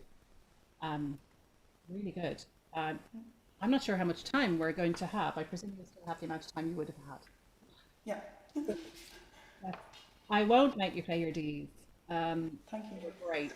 Do you have any tricks about them, like for them or normal fingering? They're coming out very, very well. Okay. I just use the normal full fingering. Yeah. Yeah. There are other fingerings. I sound like one of those advertisements. There are other brands available. But really, if the proper full fingering works, don't mess with it, you know. Okay. It's usually the best in terms of resonance and intonation. Okay. Are you finding difficulty? It didn't sound like you were having difficulty. Really. I mean, I feel like they're shrieking, you know, like they're so Oh, yeah. loud. And yeah, okay. To anyone listening, if you think they're shrieky, they're even worse in our own heads. They resonate in the bones of our head, so we're suffering. but they're so characterful, Yeah. classical symphony, like all those Ds, it's so exciting. And the same here, it's really enjoy them. Okay. This is what I liked about the diffuse low register tone you were using. It was really nice to hear. I don't think you've always had that tone, so it's interesting and I like it. Um, and by the same token, this shrieking high D is such contrast, and that's what makes it interesting for someone to listen to and exciting. And you can represent everything Prokofiev was feeling. I'd love to know what he was feeling when he wrote that. Yeah. Yeah. Imagine.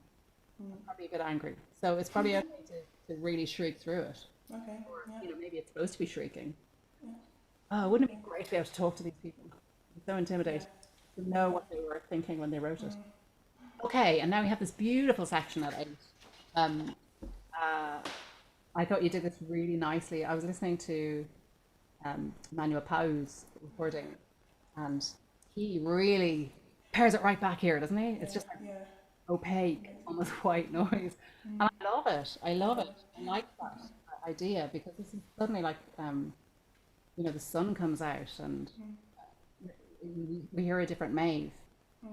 Like, in a way, that thought has just struck me now, that what we've had today, we've had Hallé playing Bach, which is so specific, and Hallé playing her Bach, and we have Caitriona playing her Mozart, and you playing your Prokofiev. And really, what I'd like to say to the three of you actually is, that's what you need to try and do when you're playing a recital, is you need to try to be 3 different people, almost. Have or at least have a different mental approach to each piece, that you have a different character. And it couldn't be more obvious than we've had today, I think. You're the one who gets to have the most fun, because this piece has everything. It's just so great. So yeah, I think it'd be really, like, you did it, but even more so, don't be afraid, because it shows your range, and the expression would be like much more impactful for someone listening if it's suddenly, it's like I said to Hallé, not to underestimate the power of not using vibrato sometimes as expression. Because sometimes we do suddenly stop on our tracks and go, and that should be represented in music sometimes, shouldn't it? So this is a bit like this, but it's really beautiful.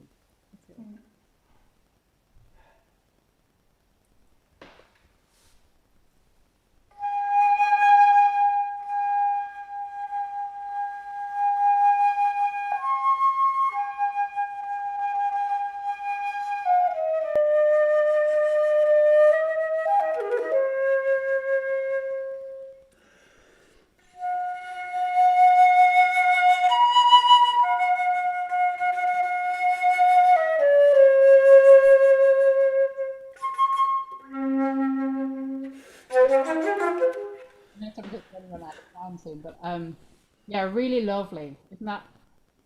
It's challenging though, isn't it, as a player, suddenly use no vibrato in a movement like this? It's actually difficult. So it's actually, you have to practice that transition, and then back again, so that it becomes very, very comfortable.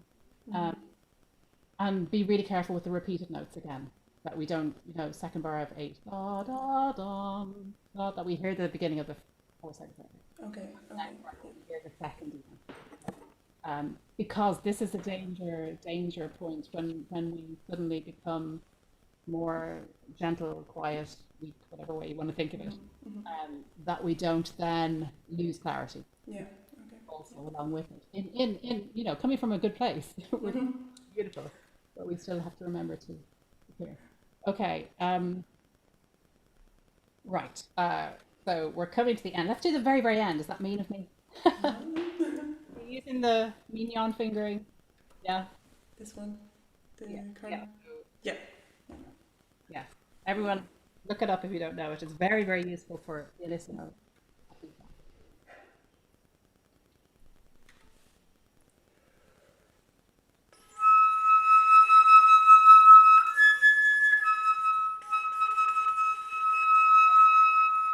Well done, really gorgeous. So the difficulty here is, it's a little bit like what we were just talking about, isn't it? You don't want to lose this beautiful mood, but we still have to articulate. So yeah, I would think for the after the B flat, even more so than you're doing, to sort of rely on that airspeed crescendo, not volume crescendo, but airspeed crescendo, and then you might feel even more comfortable that the B flat can feel almost that you're not articulating, you know. Okay. And that's kind of what we want to achieve in the semiquavers and the F. Yeah. So as always, we're aiming for perfection, and hopefully we arrive somewhere just Yeah. so you are incredibly close. So just try once more, doing a little bit more airspeed crescendo through the F to connect to the B flat, and then when you have you have the next F should be very easily. Again, try just keeping the airspeed very, very slightly faster than you need it to be. Okay. Then you can feel like you can articulate even less. Okay.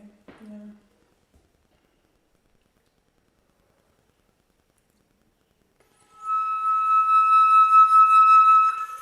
Oh, sorry. Don't think about it too much.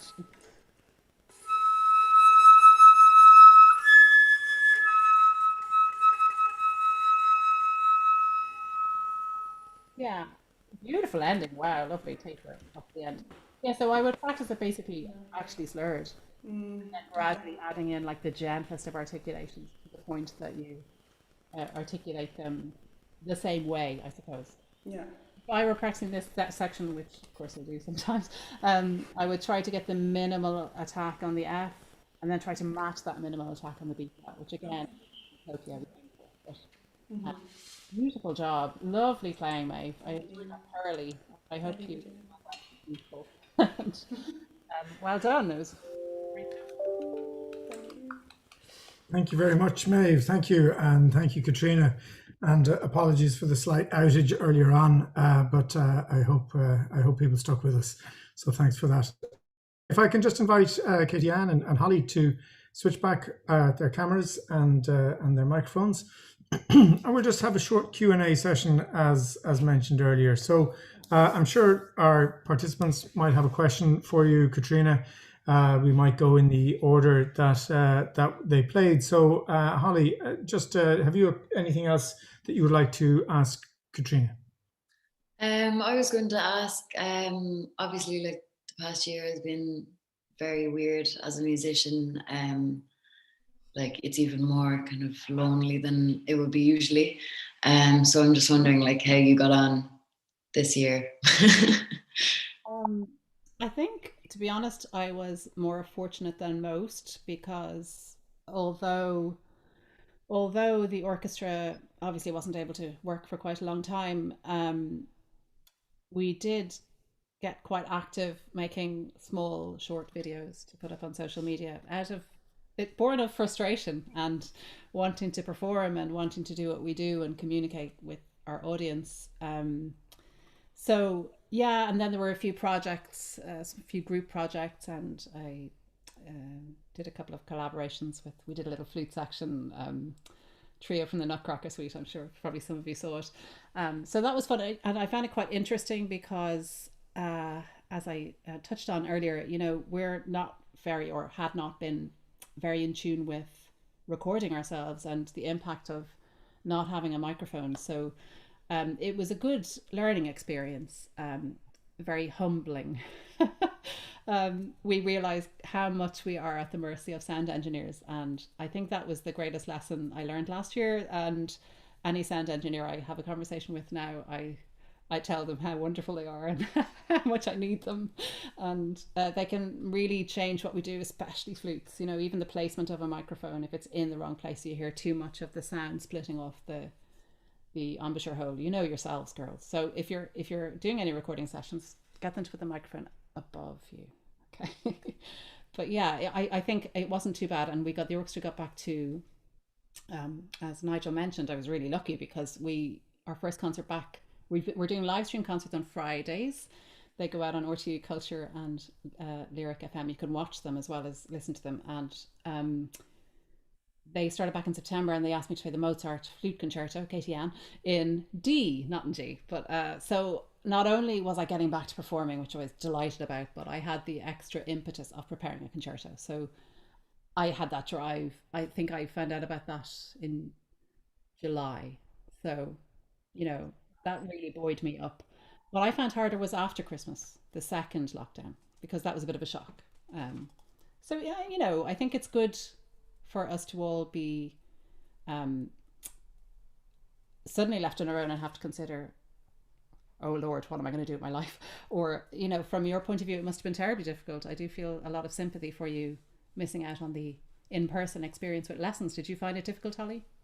Yeah, it was very strange altogether. It was, to be fair, like we handled it as well as we could, like, you know, so we still kind of, nobody kind of gave up and said, oh, we won't bother. So, you know, like everyone is trying, even with the circumstances, to kind of make the most out of it, which was actually great. Some things, like, as you were saying a while ago, like it was beneficial as well then to have recordings of yourself and being able to like look at them and like see things that you wouldn't usually see.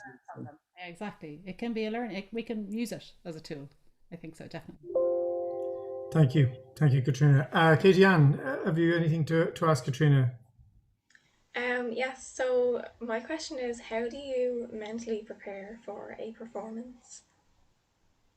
That's the surprisingly difficult one, because it kind of depends what I'm playing and the context. You know, the schedule we're currently working for the orchestra, for example, we have these concerts on Friday evening. They have to be shorter than usual. Our rehearsal times have had to be shorter than they would normally be because of COVID. And ordinarily, if the orchestra, you know, if we had a big program and we had a Friday afternoon rehearsal and then a concert an hour later, that would be very difficult on the chops, as the brass players would say. But I actually find it really helpful in COVID because we're playing slightly less hours. I mean, we obviously have to still practice, but at home. But the rehearsal finishes at 6 and the live stream concert is at 7. So you're warmed up, you're ready to go. You feel more enabled, more in the right headspace. You've just been doing it. You've just played through the program. You've just rehearsed it. So you're there. And you go and have your cup of tea that you had to bring in your flask, and and then you do your concert. So how do I prepare? I suppose, are you asking if I'm nervous about something, how I cope, is it? Or Well, I mean, yeah, kind of like that was kind of my second question. Just ties in like with performance anxiety and then how to put yourself in the mindset of I'm going to perform now, even though like in some circumstances you might not really want to or feel like you're up for it, if you know what I mean. no, I do know exactly what you mean. I'm not going to pretend I don't. um, I suppose two things. If I'm terribly nervous, and again, it's something else. I was on a Zoom um, conference or something about dealing with anxiety, and it's not because I was particularly anxious. It was just our RTÉ was offering them to us, and I said, "Oh, sure, I'll go along and have a look at this." And it was, I suppose, I was relating it to performance anxiety, and there was I can't remember the name of the doctor on, but a psychologist, and he was talking about breathing, basically how we can control how nervous we are about a situation by literally controlling our breathing. And it was a bit of a light bulb moment for me because it was so in its simplicity. He was explaining it all very, you know, physically and the actual biology of it. And he said one statement to me, and he said, not to me, to us, there were lots of us there, that basically you have the power to convert all the energy you're feeling in your nervousness that is a negative thing, you know, when we get you're trying to hold a C sharp and keep it straight, all of that stuff, which flute players will understand entirely. If you convert your nervousness in your head to excitement, suddenly it becomes a totally different psychological thing, and we accept it completely. You think about it, when you're excited, you have exactly all the same physical symptoms, but it's not seen as a negative. I think so much of it is within our own control to see differently. So I have actually found that incredibly helpful since, just to literally, if you start to feel nervous, think, you know what, it's a really exciting thing I'm getting to do. That's why I'm feeling this way. And suddenly it becomes more manageable. The other thing is the breathing. He was talking about, you've probably had your teachers, or you're probably lucky enough in your colleges to have people helping you out with performance anxiety, which they didn't have in my day. We were just thrown out on the stage to go and do it. Breathing in slowly for 5 beats, holding it for 5 beats, breathing out slowly for 5 beats. You can make them seconds if you want. And just doing that continuously. If you're feeling this nervous energy to the extent that you feel it will impair your performance, that actually really works. And then when you're doing that breathing, you're thinking about being excited. Combine the two, it works very, very well. Yeah. Thank you very much, Catriona. And Maeve, anything to ask Catriona again, please? Yeah, a few things, but I mean, the main thing is like obviously you've got so much experience in orchestra and playing the same pieces, presumably like quite a few times. Like, how do you approach playing La Midi for the like seventh, eighth time? I don't know how many times. I have never played La Midi, if I'm honest. But I don't think I'm going to get through my career without ever playing it again. Um, it's funny because I think I hear people who don't know. I think Tommy Tiernan was talking on his show about, he played to David Brophy was on his show as a guest, and he was talking about how I never understand how classical musicians do the same thing every night, and to me it's never the same. To me, like Beethoven 5, it's never the same. It's because we have a different conductor every time, and they have a totally different idea, different speeds. I'm feeling differently. I might be going through a phase where my low register is really strong or really weak, or there are always like just infinite challenges in what we're doing. And I think our outlook is, we're always in control of our outlook, and I just never see it the same. I mean, there's a comfort in knowing that you know the notes and you know how it goes roughly, but it's no two conductors have the same interpretation of a piece, even if it's incredibly well known. And in fact, something like Beethoven 5, most conductors really want to put their own personal mark on it. It's almost like, a challenge for them. So there's that. I'm not sure if that answered your question entirely. Yeah, absolutely. Yeah, I was just wondering. Yeah. Yeah, no, Remedy is particularly hard. I'm going to lie. That total aloneness. You know what I mean? It's just, there should be a word just for the way the flute player feels before you play that Remedy. Thank you, Maeve. Catriona, a couple of questions in just on our channels. One of them is, can you remember one lesson or single piece of advice that was particularly useful and important to you? And if so, what was it? Dear, I have a shocking memory. So, I wish I could. This is awful. Sorry to all the teachers if I had out there. I hope none of them are watching. I'm not sure if somebody said this to me. I'm not sure if it was a teacher or a conductor. But I've certainly completely absorbed it. That when you're playing, and I'm not sure if it actually came from somewhere within myself either, or if it was a combination of all three. When you're playing, not to be thinking about how you're feeling at that time. I think I've said that before. I think Caitriona was on a class I did last year in TU Conservatoire, and I said it there. Because, again, that gives us an element of, it distracts us from what we're doing, and it can, if we're too in our own heads, we're not playing the music. We're not doing it justice. We're not doing ourselves justice. We're not playing as well as we could. We're actually making ourselves worse. So I suppose I can't remember exactly where it came from, and I suspect it's a combination of several sources. But that would be, I think, a hugely helpful motto. Try to just play and forget how you're feeling about it. In a way, this sounds cold, but in a way, people don't care how you're feeling. They just want to hear what you're playing and what you're saying through your flute, and it doesn't really matter how difficult it is for you to do it or not. Or how you're feeling, who was it, Caitriona was saying that sometimes you go to play and you're not really in the right zone in your head. I mean, that would happen an awful lot for me. I do a lot of concerts. So it's helpful then to sort of it's a bit like Beyonce adopting her Sasha Fierce persona, that you start to play and you are doing your thing. It's almost like you put on your concert blinkers and the world is elsewhere. Yeah. So okay. Much about yourself and how you're feeling. Thank you for that.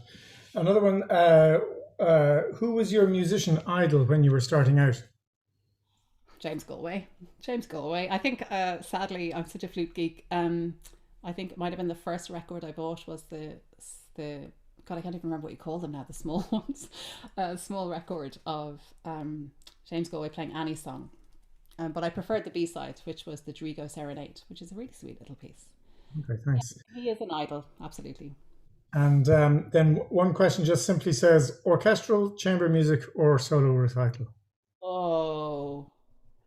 Oh, that's mean. Well, orchestra is incredible. Like to be in the middle of a symphony orchestra doing its thing, playing great Richard Strauss or Oh God, I miss all that so much, and I don't know. It'll be a while before you get back to that level of size of orchestra again. But Mahler symphonies is nothing like it. It's incredible. But chamber music is a special kind of intimacy about which it's like a little miniature version of the orchestra, I suppose. But the textures are obviously so different. I don't know if I could. Yeah, orchestra, I think. Okay. Well, thank you very much. We're coming up. We're coming up on our finish time, so we're going to leave it there. Catriona Ryan, thank you so much for being with us today. It was a really interesting, entertaining, fascinating masterclass, and we very much appreciate you being with us. And of course, also thank you very much to Hallé, Katie-Anne, and Maeve for such lovely playing and for taking part in this afternoon's class. I would just like to remind anybody out there, please, that we have 3 more masterclasses in this series. So next week we have trumpet masterclass with Colin Byrne, followed by, and that's on the same day, I think that's on Tuesday of next week. Then on the Friday, we have a first for us, which is a harpsichord masterclass with Malcolm Proud. And then we will follow with a piano masterclass with John O'Connor. So plenty of variety coming up, and we do hope that you will join us for those. And of course, please keep an eye on the National Concert Hall website and all other, and the RTÉ website, indeed for the NSO, and for the various concert live stream promotions that we have coming up in the coming weeks. We very much hope that we will be able to do this in person before too much longer. But in the meantime, it's been more than an adequate substitute. So thank you, Catriona, and thank you to our 3 participants. And we will see you next time. Thank you. Thanks for the invitation. Well done, girls. Great.